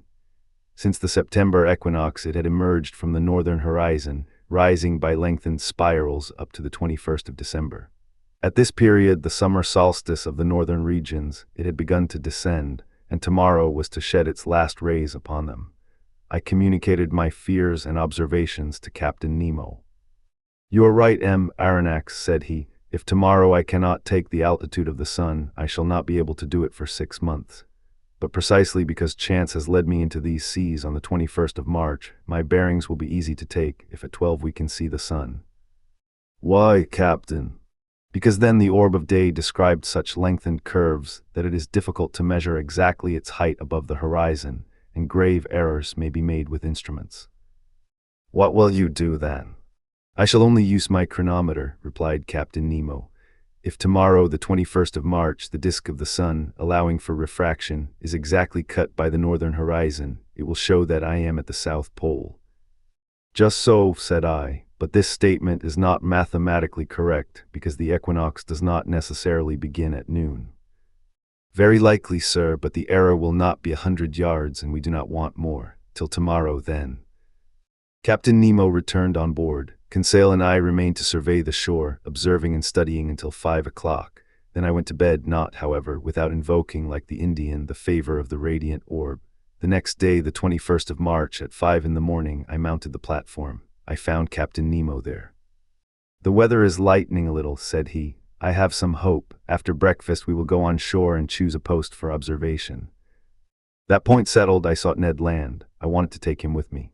But the obstinate Canadian refused, and I saw that his taciturnity and his bad humor grew day by day. After all, I was not sorry for his obstinacy under the circumstances. Indeed, there were too many seals on shore, and we ought not to lay such temptation in this unreflecting fisherman's way. Breakfast over, we went on shore. The Nautilus had gone some miles further up in the night. It was a whole league from the coast, above which reared a sharp peak about 500 yards high. The boat took with me Captain Nemo, 2 men of the crew, and the instruments, which consisted of a chronometer, a telescope, and a barometer. While crossing, I saw numerous whales belonging to the 3 kinds peculiar to the southern seas: the whale, or the English right whale, which has no dorsal fin; the humpback, with reeved chest and large, whitish fins, which in spite of its name do not form wings; and the finback, of a yellowish-brown, the liveliest of all the cetacea. This powerful creature is heard a long way off when he throws to a great height columns of air and vapor, which look like whirlwinds of smoke. These different mammals were disporting themselves in troops in the quiet waters, and I could see that this basin of the Antarctic pole serves as a place of refuge to the cetacea too closely tracked by the hunters. I also noticed large medusae floating between the reeds. At 9 we landed. The sky was brightening, the clouds were flying to the south, and the fog seemed to be leaving the cold surface of the waters. Captain Nemo went towards the peak, which he doubtless meant to be his observatory. It was a painful ascent over the sharp lava and the pumice stones, in an atmosphere often impregnated with a sulphurous smell from the smoking cracks, for man unaccustomed to walk on land. The captain climbed the steep slopes with an agility I never saw equaled, and which a hunter would have envied. We were 2 hours getting to the summit of this peak, which was half porphyry and half basalt. From thence we looked upon a vast sea which, towards the north, distinctly traced its boundary line upon the sky. At our feet lay fields of dazzling whiteness, over our heads a pale azure, free from fog. To the north, the disk of the sun seemed like a ball of fire, already horned by the cutting of the horizon. From the bosom of the water rose sheaves of liquid jets by hundreds. In the distance lay the Nautilus like a cetacean asleep on the water. Behind us, to the south and east, an immense country and a chaotic heap of rocks and ice, the limits of which were not visible. On arriving at the summit, Captain Nemo carefully took the mean height of the barometer, for he would have to consider that in taking his observations. 11:45, the sun, then seen only by refraction, looked like a golden disk shedding its last rays upon this deserted continent and seas which never man had yet plowed. Captain Nemo, furnished with a lenticular glass which, by means of a mirror, corrected the refraction, watched the orb sinking below the horizon by degrees, following a lengthened diagonal. I held the chronometer. My heart beat fast. If the disappearance of the half-disk of the sun coincided with 12 o'clock on the chronometer, we were at the pole itself. 12, I exclaimed. The South Pole, replied Captain Nemo in a grave voice, handing me the glass, which showed the orb cut in exactly equal parts by the horizon. I looked at the last rays crowning the peak, and the shadows mounting by degrees up its slopes. At that moment Captain Nemo, resting with his hand on my shoulder, said, I, Captain Nemo, on this 21st day of March, 1868, have reached the South Pole on the 90th degree, and I take possession of this part of the globe, equal to 1/6 of the known continents. In whose name, Captain? In my own, sir. Saying which, Captain Nemo unfurled a black banner, bearing an N in gold quartered on its bunting. Then, turning towards the orb of day, whose last rays lapped the horizon of the sea, he exclaimed, Adieu, sun, disappear, thou radiant orb, rest beneath this open sea, and let a night of 6 months spread its shadows over my new domains. Chapter 15, Accident or Incident. The next day, the 22nd of March, at 6 in the morning, preparations for departure were begun. The last gleams of twilight were melting into night. The cold was great, the constellations shone with wonderful intensity. In the zenith glittered that wondrous Southern Cross, the polar bear of Antarctic regions. The thermometer showed 12 below zero, and when the wind freshened it was most biting. Flakes of ice increased on the open water. The sea seemed everywhere alike. Numerous blackish patches spread on the surface, showing the formation of fresh ice. Evidently the southern basin, frozen during the 6 winter months, was absolutely inaccessible. What became of the whales in that time? Doubtless they went beneath the icebergs, seeking more practicable seas. As to the seals and morses, accustomed to live in a hard climate, they remained on these icy shores. These creatures have the instinct to break holes in the ice field and to keep them open. To these holes they come for breath. When the birds, driven away by the cold, have emigrated to the north, these sea mammals remain sole masters of the polar continent. But the reservoirs were filling with water, and the Nautilus was slowly descending. At 1,000 feet deep it stopped. Its screw beat the waves, and it advanced straight towards the north at a speed of 50 miles an hour. Towards night it was already floating under the immense body of the iceberg. At 3 in the morning I was awakened by a violent shock. I sat up in my bed and listened in the darkness when I was thrown into the middle of the room. The Nautilus, after having struck, had rebounded violently. I groped along the partition and by the staircase to the saloon, which was lit by the luminous ceiling. The furniture was upset. Fortunately the windows were firmly set and had held fast. The pictures on the starboard side, from being no longer vertical, were clinging to the paper, whilst those of the port side were hanging at least a foot from the wall. The Nautilus was lying on its starboard side, perfectly motionless. I heard footsteps and a confusion of voices, but Captain Nemo did not appear. As I was leaving the saloon, Ned Land and Conseil entered. "What is the matter?" said I at once. "I came to ask you, sir," replied Conseil. "Confound it," exclaimed the Canadian, "I know well enough. The Nautilus has struck, and judging by the way she lies, I do not think she will right herself as she did the first time in Torres Straits." "But," I asked, "has she at least come to the surface of the sea?" "We do not know," said Conseil. "It is easy to decide," I answered. I consulted the manometer. To my great surprise, it showed a depth of more than 180 fathoms. "What does that mean?" I exclaimed. "We must ask Captain Nemo," said Conseil. "But where shall we find him?" said Ned Land. "Follow me," said I to my companions. We left the saloon. There was no one in the library. At the center staircase by the berths of the ship's crew there was no one. I thought that Captain Nemo must be in the pilot's cage. It was best to wait. We all returned to the saloon. For 20 minutes we remained thus, trying to hear the slightest noise which might be made on board the Nautilus, when Captain Nemo entered. He seemed not to see us. His face, generally so impassive, showed signs of uneasiness. He watched the compass silently, then the manometer, and going to the planisphere, placed his finger on a spot representing the southern seas. I would not interrupt him, but some minutes later, when he turned towards me, I said, using one of his own expressions in the Torres Straits, "An incident, Captain." "No, sir, an accident this time." "Serious?" "Perhaps." "Is the danger immediate?" "No." "The Nautilus has stranded." "Yes." "And this has happened how?" "From a caprice of nature, not from the ignorance of man. Not a mistake has been made in the working, but we cannot prevent equilibrium from producing its effects. We may brave human laws, but we cannot resist natural ones." Captain Nemo had chosen a strange moment for uttering this philosophical reflection. On the whole, his answer helped me little. "May I ask, sir, the cause of this accident?" "An enormous block of ice, a whole mountain, has turned over," he replied. "When icebergs are undermined at their base by warmer water or reiterated shocks, their center of gravity rises, and the whole thing turns over. This is what has happened. One of these blocks, as it fell, struck the Nautilus, then, gliding under its hull, raised it with irresistible force, bringing it into beds which are not so thick where it is lying on its side. But can we not get the Nautilus off by emptying its reservoirs, that it might regain its equilibrium?" "That, sir, is being done at this moment. You can hear the pump working. Look at the needle of the manometer. It shows that the Nautilus is rising, but the block of ice is floating with it, and until some obstacle stops its ascending motion, our position cannot be altered." Indeed, the Nautilus still held the same position to starboard. Doubtless it would right itself when the block stopped. But at this moment, who knows if we may not be frightfully crushed between the two glassy surfaces? I reflected on all the consequences of our position. Captain Nemo never took his eyes off the manometer. Since the fall of the iceberg, the Nautilus had risen about 150 feet, but it still made the same angle with the perpendicular.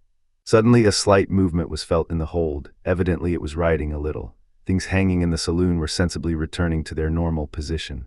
The partitions were nearing the upright. No one spoke. With beating hearts, we watched and felt the straightening. The boards became horizontal under our feet. 10 minutes passed. "At last we have righted," I exclaimed. "Yes," said Captain Nemo, going to the door of the saloon. "But are we floating?" I asked. "Certainly," he replied, "since the reservoirs are not empty, and when empty, the Nautilus must rise to the surface of the sea." We were in open sea, but at a distance of about 10 yards on either side of the Nautilus rose a dazzling wall of ice. Above and beneath the same wall. Above, because the lower surface of the iceberg stretched over us like an immense ceiling. Beneath, because the overturned block, having slid by degrees, had found a resting place on the lateral walls, which kept it in that position. The Nautilus was really imprisoned in a perfect tunnel of ice more than 20 yards in breadth. Filled with quiet water, it was easy to get out of it by going either forward or backward, and then make a free passage under the iceberg, some hundreds of yards deeper. The luminous ceiling had been extinguished, but the saloon was still resplendent with intense light. It was the powerful reflection from the glass partitions sent violently back to the sheets of the lantern. I cannot describe the effect of the voltaic rays upon the great block so capriciously cut. Upon every angle, every ridge, every facet was thrown a different light, according to the nature of the veins running through the ice. A dazzling mine of gems, particularly of sapphires, their blue rays crossing with the green of the emerald. Here and there were opal shades of wonderful softness, running through bright spots like diamonds of fire, the brilliancy of which the eye could not bear. The power of the lantern seemed increased 100-fold, like a lamp through the lenticular plates of a first-class lighthouse. How beautiful," cried Conseil. "Yes," I said, "it is a wonderful sight, is it not, Ned?" "Yes, confound it, yes," answered Ned Land. "It is superb. I am mad at being obliged to admit it. No one has ever seen anything like it, but the sight may cost us dear. And if I must say all, I think we are seeing here things which God never intended man to see." Ned was right, it was too beautiful. Suddenly a cry from Conseil made me turn. "What is it?" I asked. "Shut your eyes, sir, do not look, sir," saying which, Conseil clapped his hands over his eyes. "But what is the matter, my boy?" "I am dazzled, blinded." My eyes turned involuntarily towards the glass, but I could not stand the fire which seemed to devour them. I understood what had happened. The Nautilus had put on full speed. All the quiet luster of the ice walls was at once changed into flashes of lightning. The fire from these myriads of diamonds was blinding. It required some time to calm our troubled looks. At last the hands were taken down. Faith, I should never have believed it, said Conseil. It was then 5 in the morning, and at that moment a shock was felt at the bows of the Nautilus. I knew that its spur had struck a block of ice. It must have been a false maneuver, for this submarine tunnel obstructed by blocks was not very easy navigation. I thought that Captain Nemo, by changing his course, would either turn these obstacles or else follow the windings of the tunnel. In any case, the road before us could not be entirely blocked. Contrary to my expectations, the Nautilus took a decided retrograde motion. "We are going backwards," said Conseil. "Yes," I replied, "this end of the tunnel can have no egress." "And then," said I, "the working is easy. We must go back again and go out at the southern opening. That is all." In speaking thus, I wished to appear more confident than I really was, but the retrograde motion of the Nautilus was increasing, and, reversing the screw, it carried us at great speed. "It will be a hindrance," said Ned. "What does it matter, some hours more or less, provided we get out at last?"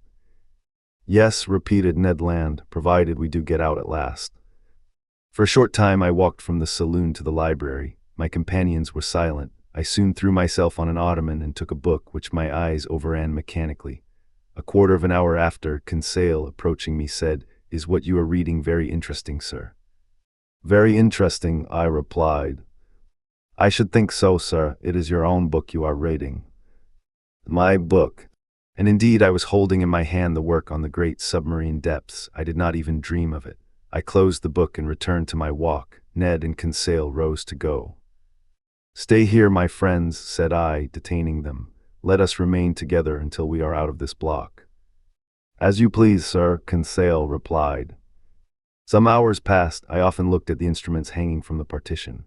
The manometer showed that the Nautilus kept a constant depth of more than 300 yards. The compass still pointed to south. The log indicated a speed of 20 miles an hour, which in such a cramped space was very great. But Captain Nemo knew that he could not hasten too much, and that minutes were worth ages to us. At 25 minutes past 8, a second shock took place.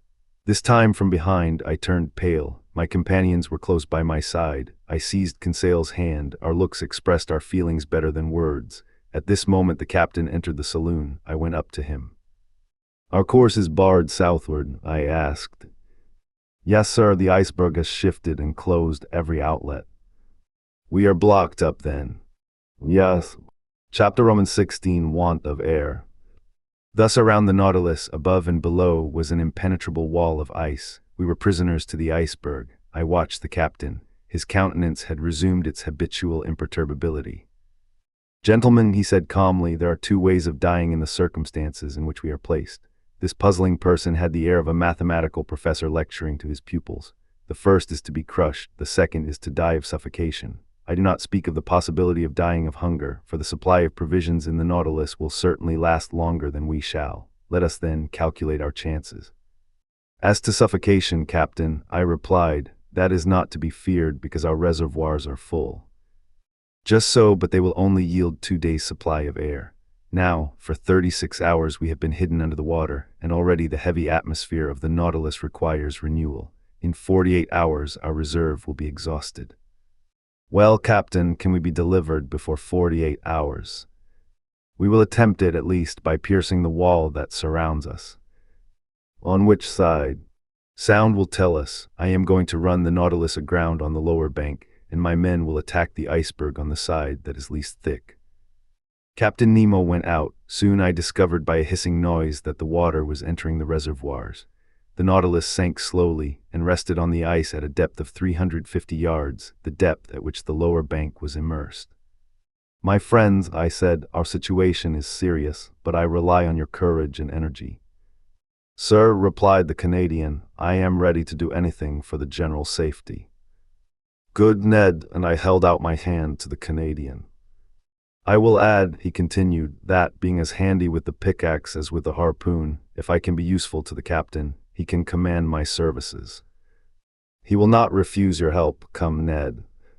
I led him to the room where the crew of the Nautilus were putting on their cork jackets. I told the captain of Ned's proposal, which he accepted. The Canadian put on his sea costume and was ready as soon as his companions. When Ned was dressed, I re-entered the drawing room where the panes of glass were open, and posted near Conseil, I examined the ambient beds that supported the Nautilus. Some instants after, we saw a dozen of the crew set foot on the bank of ice. and among them Ned Land, easily known by his stature. Captain Nemo was with them. Before proceeding to dig the walls, he took the soundings to be sure of working in the right direction. Long sounding lines were sunk in the side walls, but after 15 yards they were again stopped by the thick wall. It was useless to attack it on the ceiling-like surface, since the iceberg itself measured more than 400 yards in height. Captain Nemo then sounded the lower surface. Their 10 yards of wall separated us from the water, so great was the thickness of the ice field. It was necessary, therefore, to cut from it a piece equal in extent to the waterline of the Nautilus. There were about 6,000 cubic yards to detach, so as to dig a hole by which we could descend to the ice field. The work had begun immediately and carried on with indefatigable energy. Instead of digging round the Nautilus, which would have involved greater difficulty, Captain Nemo had an immense trench made at 8 yards from the port quarter. Then the men set to work simultaneously with their screws on several points of its circumference. Presently the pickaxe attacked this compact matter vigorously, and large blocks were detached from the mass. By a curious effect of specific gravity, these blocks, lighter than water, fled, so to speak, to the vault of the tunnel, that increased in thickness at the top in proportion as it diminished at the base. But that mattered little so long as the lower part grew thinner. After 2 hours' hard work, Ned Land came in exhausted. He and his comrades were replaced by new workers, whom Conseil and I joined. The second lieutenant of the Nautilus superintended us. The water seemed singularly cold, but I soon got warm handling the pickaxe. My movements were free enough, although they were made under a pressure of 30 atmospheres. When I re-entered after working 2 hours to take some food and rest, I found a perceptible difference between the pure fluid with which the Rouquayrol engine supplied me and the atmosphere of the Nautilus, already charged with carbonic acid. The air had not been renewed for 48 hours, and its vivifying qualities were considerably enfeebled. However, after a lapse of 12 hours, we had only raised a block of ice 1 yard thick on the marked surface, which was about 600 cubic yards. Reckoning that it took 12 hours to accomplish this much, it would take 5 nights and 4 days to bring this enterprise to a satisfactory conclusion. 5 nights and 4 days, and we have only air enough for 2 days in the reservoirs. Without taking into account, said Ned, that even if we get out of this infernal prison, we shall also be imprisoned under the iceberg, shut out from all possible communication with the atmosphere. True enough, who could then foresee the minimum of time necessary for our deliverance? We might be suffocated before the Nautilus could regain the surface of the waves. Was it destined to perish in this ice doom with all those it enclosed? The situation was terrible. But everyone had looked the danger in the face, and each was determined to do his duty to the last. As I expected, during the night a new block a yard square was carried away, and still further sank the immense hollow. But in the morning when, dressed in my cork jacket, I traversed the slushy mass at a temperature of 6 or 7 degrees below zero, I remarked that the side walls were gradually closing in. The beds of water farthest from the trench, that were not warmed by the men's work, showed a tendency to solidification. In presence of this new and imminent danger, what would become of our chances of safety, and how hinder the solidification of this liquid medium that would burst the partitions of the Nautilus like glass? I did not tell my companions of this new danger. What was the good of damping the energy they displayed in the painful work of escape? But when I went on board again, I told Captain Nemo of this grave complication. "I know it," he said in that calm tone which could counteract the most terrible apprehensions. "It is one danger more, but I see no way of escaping it. The only chance of safety is to go quicker than solidification. We must be beforehand with it, that is all." On this day for several hours I used my pickaxe vigorously. The work kept me up. Besides, to work was to quit the Nautilus and breathe directly the pure air drawn from the reservoirs and supplied by our apparatus, and to quit the impoverished and vitiated atmosphere. Towards evening the trench was dug 1 yard deeper. When I returned on board, I was nearly suffocated by the carbonic acid with which the air was filled. If we had only the chemical means to drive away this deleterious gas. We had plenty of oxygen. All this water contained a considerable quantity, and by dissolving it with our powerful piles, it would restore the vivifying fluid. I had thought well over it, but of what good was that, since the carbonic acid produced by our respiration had invaded every part of the vessel? To absorb it, it was necessary to fill some jars with caustic potash and to shake them incessantly. Now this substance was wanting on board, and nothing could replace it. On that evening, Captain Nemo ought to open the taps of his reservoirs and let some pure air into the interior of the Nautilus. Without this precaution, we could not get rid of the sense of suffocation. The next day, March 26, I resumed my miner's work in beginning the 5th yard. The side walls and the lower surface of the iceberg thickened visibly. It was evident that they would meet before the Nautilus was able to disengage itself. Despair seized me for an instant. My pickaxe nearly fell from my hands. What was the good of digging if I must be suffocated, crushed by the water that was turning into stone? a punishment that the ferocity of the savages even would not have invented. Just then Captain Nemo passed near me. I touched his hand and showed him the walls of our prison. The wall to port had advanced to at least 4 yards from the hull of the Nautilus. The captain understood me and signed me to follow him. We went on board. I took off my cork jacket and accompanied him into the drawing room. Aronnax, we must attempt some desperate means, or we shall be sealed up in this solidified water as in cement. Yes, but what is to be done? Ah, if my Nautilus were strong enough to bear this pressure without being crushed. Well, I asked, not catching the captain's idea. Do you not understand, he replied, that this congelation of water will help us? Do you not see that by its solidification, it would burst through this field of ice that imprisons us, as when it freezes, it bursts the hardest stones?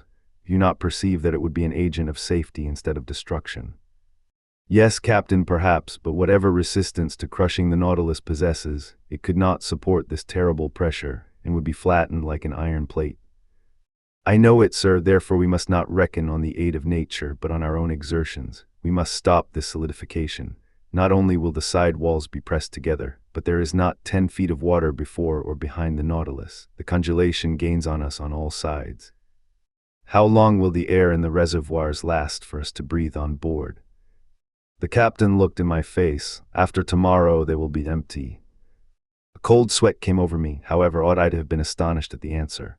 On March 22, the Nautilus was in the open polar seas. We were at 26 degrees. For 5 days we had lived on the reserve on board, and what was left of the respirable air must be kept for the workers. Even now as I write, my recollection is still so vivid that an involuntary terror seizes me and my lungs seem to be without air. Meanwhile, Captain Nemo reflected silently, and evidently an idea had struck him, but he seemed to reject it. At last these words escaped his lips. "Boiling water," he muttered. "Boiling water," I cried. Yes, sir, we are enclosed in a space that is relatively confined. Would not jets of boiling water, constantly injected by the pumps, raise the temperature in this part and stay the congelation? Let us try it, I said resolutely. Let us try it, Professor. The thermometer then stood at 7 degrees outside. Captain Nemo took me to the galleys, where the vast distillatory machines stood that furnished the drinkable water by evaporation. They filled these with water, and all the electric heat from the piles was thrown through the worms bathed in the liquid. In a few minutes this water reached 100 degrees. It was directed towards the pumps, while fresh water replaced it in proportion. The heat developed by the troughs was such that cold water, drawn up from the sea after only having gone through the machines, came boiling into the body of the pump. The injection was begun, and 3 hours after the thermometer marked 6 degrees below zero outside. 1 degree was gained. 2 hours later the thermometer only marked 4 degrees. We shall succeed, I said to the captain, after having anxiously watched the result of the operation. I think, he answered, that we shall not be crushed. We have no more suffocation to fear. During the night the temperature of the water rose to 1 degree below zero. The injections could not carry it to a higher point, but as the congelation of the seawater produces at least 2 degrees, I was at least reassured against the dangers of solidification. The next day, March 27th, 6 yards of ice had been cleared, 12 feet only remaining to be cleared away. There was yet 48 hours' work. The air could not be renewed in the interior of the Nautilus, and this day would make it worse. An intolerable weight pressed me. Towards 3 o'clock in the evening this feeling rose to a violent degree. Yawns dislocated my jaws. My lungs panted as they inhaled this burning fluid, which became rarefied more and more.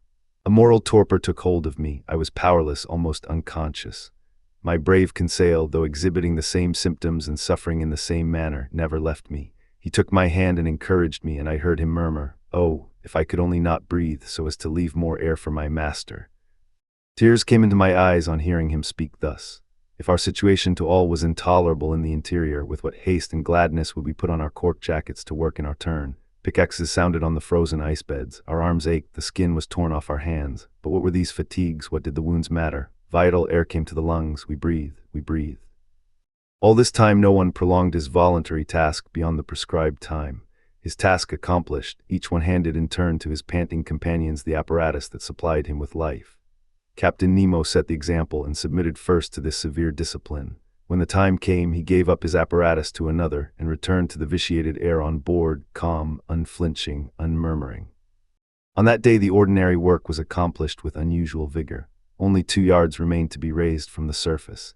2 yards only separated us from the open sea, but the reservoirs were nearly emptied of air. The little that remained ought to be kept for the workers, not a particle for the Nautilus. When I went back on board, I was half suffocated. What a night, I know not how to describe it. The next day my breathing was oppressed. Dizziness accompanied the pain in my head and made me like a drunken man. My companions showed the same symptoms. Some of the crew had rattling in the throat. On that day, the 6th of our imprisonment, Captain Nemo, finding the pickaxes worked too slowly, resolved to crush the ice bed that still separated us from the liquid sheet.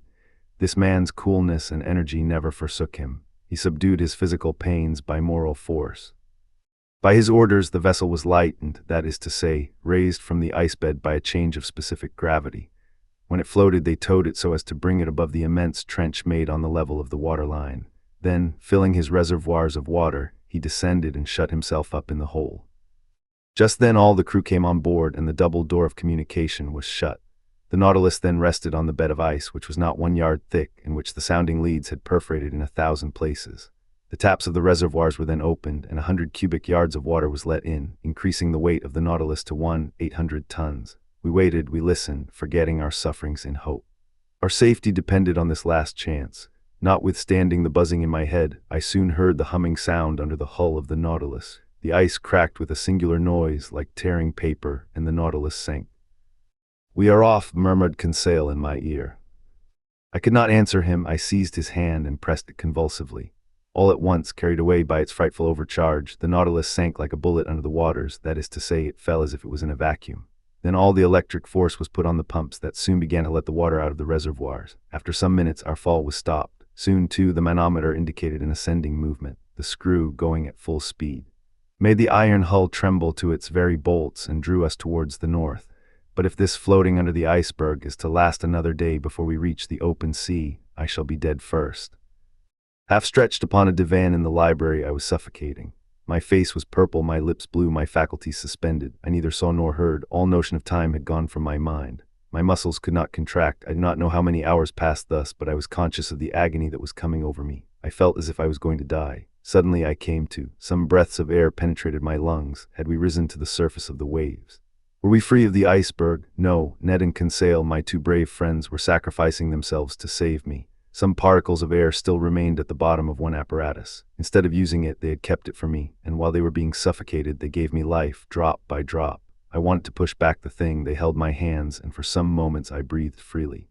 I looked at the clock. It was 11 in the morning. It ought to be the 28th of March. The Nautilus went at a frightful pace, 40 miles an hour. It literally tore through the water. Where was Captain Nemo? Had he succumbed? Were his companions dead with him? At the moment, the manometer indicated that we were not more than 20 feet from the surface. A mere plate of ice separated us from the atmosphere. Could we not break it? Perhaps. In any case, the Nautilus was going to attempt it. I felt that it was in an oblique position, lowering the stern and raising the bows. The introduction of water had been the means of disturbing its equilibrium. Then, impelled by its powerful screw, it attacked the ice field from beneath like a formidable battering ram. It broke it by backing and then rushing forward against the field, which gradually gave way, and at last, dashing suddenly against it, shot forwards on the ice field that crushed beneath its weight. The panel was opened, one might say torn off, and the pure air came in abundance to all parts of the Nautilus. Chapter 17, From Cape Horn to the Amazon. How I got onto the platform, I have no idea. Perhaps the Canadian had carried me there. But I breathed, I inhaled the vivifying sea air. My two companions were getting drunk with the fresh particles. The other unhappy men had been so long without food that they could not with impunity indulge in the simplest aliments that were given them. We, on the contrary, had no end to restrain ourselves. We could draw this air freely into our lungs, and it was the breeze alone, that filled us with this keen enjoyment. "Ah," said Conseil, "how delightful this oxygen is. Master need not fear to breathe it. There is enough for everybody." Ned Land did not speak, but he opened his jaws wide enough to frighten a shark. Our strength soon returned, and when I looked round me, I saw we were alone on the platform. The foreign seamen in the Nautilus were contented with the air that circulated in the interior. None of them had come to drink in the open air. The first words I spoke were words of gratitude and thankfulness to my two companions. Ned and Conseil had prolonged my life during the last hours of this long agony. All my gratitude could not repay such devotion. "My friends," said I, "we are bound one to the other forever, and I am under infinite obligations to you." "Which I shall take advantage of," exclaimed the Canadian.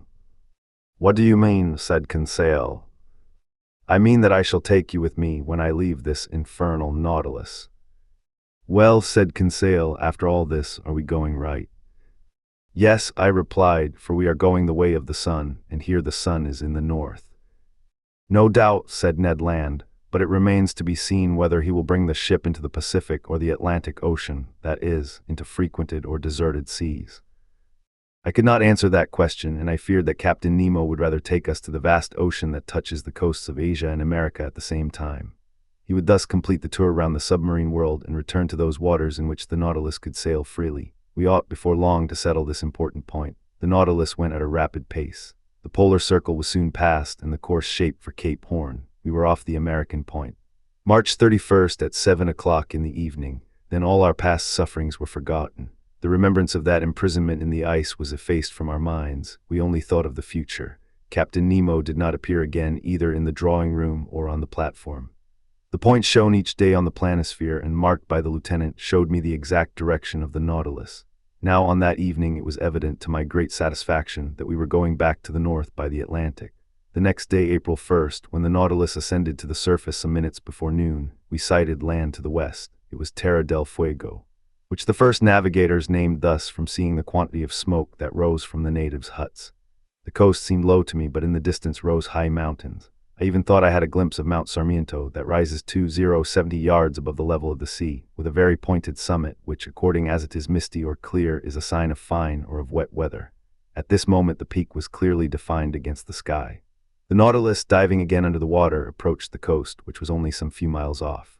From the glass windows in the drawing room I saw long seaweeds and gigantic fuci and verch, of which the open polar sea contains so many specimens with their sharp, polished filaments. They measured about 300 yards in length, reel cables, thicker than one's thumb, and having great tenacity, they are often used as ropes for vessels. Another weed known as velp, with leaves 4 feet long buried in the coral concretions, hung at the bottom. It served as nest and food for myriads of crustacea and mollusks, crabs and cuttlefish. Their seals and otters had splendid repasts, eating the flesh of fish with sea vegetables, according to the English fashion. Over this fertile and luxuriant ground the Nautilus passed with great rapidity. Towards evening it approached the Falkland group, the rough summits of which I recognized the following day. The depth of the sea was moderate. On the shores our nets brought in beautiful specimens of seaweed, and particularly a certain fucus, the roots of which were filled with the best mussels in the world. Geese and ducks fell by dozens on the platform, and soon took their places in the pantry on board. When the last heights of the Falklands had disappeared from the horizon, the Nautilus sank to between 20 and 25 yards and followed the American coast. Captain Nemo did not show himself. Until the 3rd of April we did not quit the shores of Patagonia, sometimes under the ocean, sometimes at the surface. The Nautilus passed beyond the large estuary formed by the Plata, and was, on the 4th of April, 56 miles off Uruguay. Its direction was northwards, and followed the long windings of the coast of South America. We had then made 600 miles since our embarkation in the seas of Japan. About 11 o'clock in the morning, the Tropic of Capricorn was crossed on the 37th meridian, and we passed Cape Frio standing out to sea.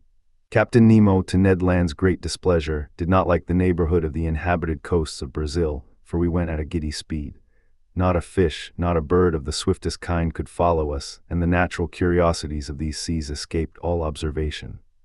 This speed was kept up for several days, and in the evening of the 9th of April we sighted the most easterly point of South America that forms Cape San Roque. But then the Nautilus swerved again, and sought the lowest depth of a submarine valley which is between this cape and Sierra Leone on the African coast. This valley bifurcates to the parallel of the Antilles, and terminates at the north by the enormous depression of 9,000 yards. In this place, the geological basin of the ocean forms, as far as the Lesser Antilles, a cliff of 3.5 miles perpendicular in height, and at the parallel of the Cape Verde Islands, another wall not less considerable, that encloses thus all the sunk continent of the Atlantic. The bottom of this immense valley is dotted with some mountains that give to these submarine places a picturesque aspect. I speak, moreover, from the manuscript charts that were in the library of the Nautilus, charts evidently due to Captain Nemo's hand, and made after his personal observations. For 2 days the desert and deep waters were visited by means of the inclined planes. The Nautilus was furnished with long diagonal broadsides which carried it to all elevations.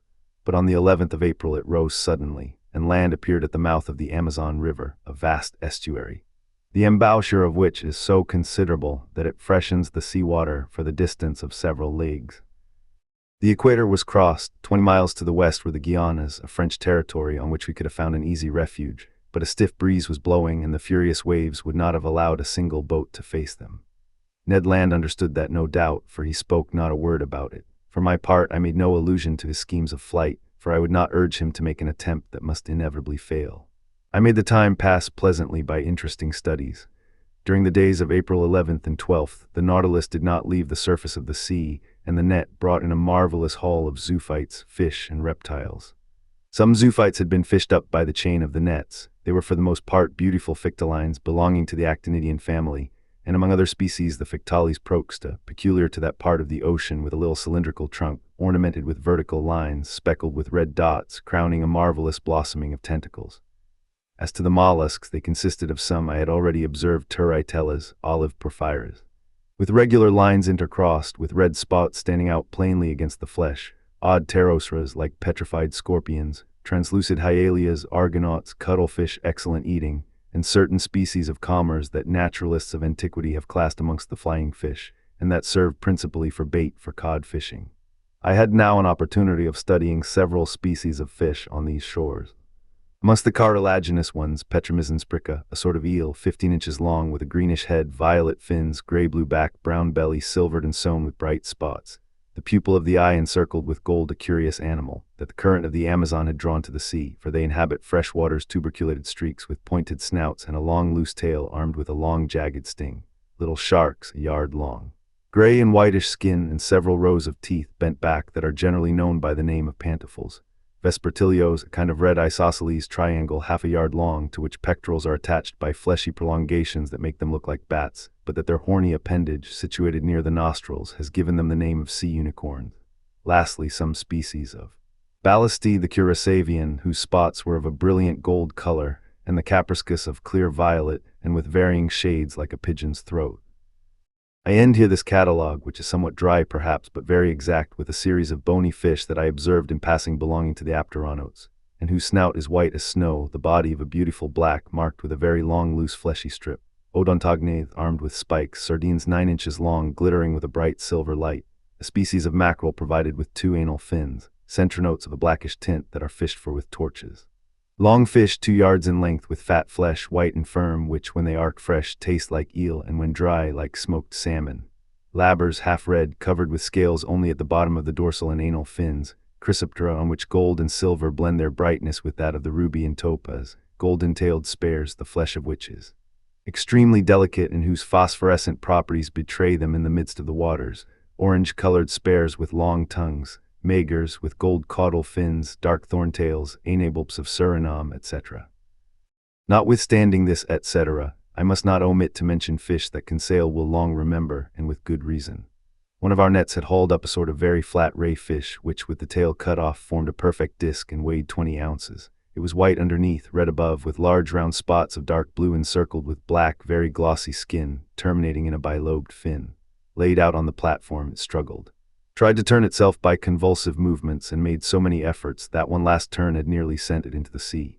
But Conseil, not wishing to let the fish go, rushed to it, and before I could prevent him, had seized it with both hands.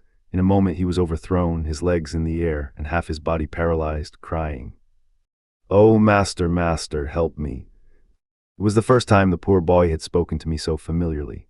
The Canadian and I took him up, and rubbed his contracted arms till he became sensible. The unfortunate Conseil had attacked a crampfish of the most dangerous kind, the cumana. This odd animal, in a medium conductor like water, strikes fish at several yards distance, so great is the power of its electric organ, the 2 principal surfaces of which do not measure less than 27 square feet. The next day, April 12th, the Nautilus approached the Dutch coast, near the mouth of the Maroni. There several groups of sea cows herded together. They were manatees that, like the dugong and the stellara, belonged to the Sirenian order. These beautiful animals, peaceable and inoffensive, from 18 to 21 feet in length, weigh at least 1,600 weight. I told Ned Land and Conseil that provident nature had assigned an important role to these mammalia. Indeed, they, like the seals, are designed to graze on the submarine prairies and thus destroy the accumulation of weed that obstructs the tropical rivers. And do you know, I added, what has been the result since men have almost entirely annihilated this useful race? That the putrefied weeds have poisoned the air, and the poisoned air causes the yellow fever that desolates these beautiful countries. Enormous vegetations are multiplied under the torrid seas, and the evil is irresistibly developed from the mouth of the Rio de la Plata to Florida, if we are to believe Towsonal. This plague is nothing to what it would be if the seas were cleaned of whales and seals. Then, infested with poulps, medusae, and cuttlefish, they would become immense centers of infection, since their waves would not possess these vast stomachs that God had charged to infest the surface of the seas. Chapter Roman 18, the poulps.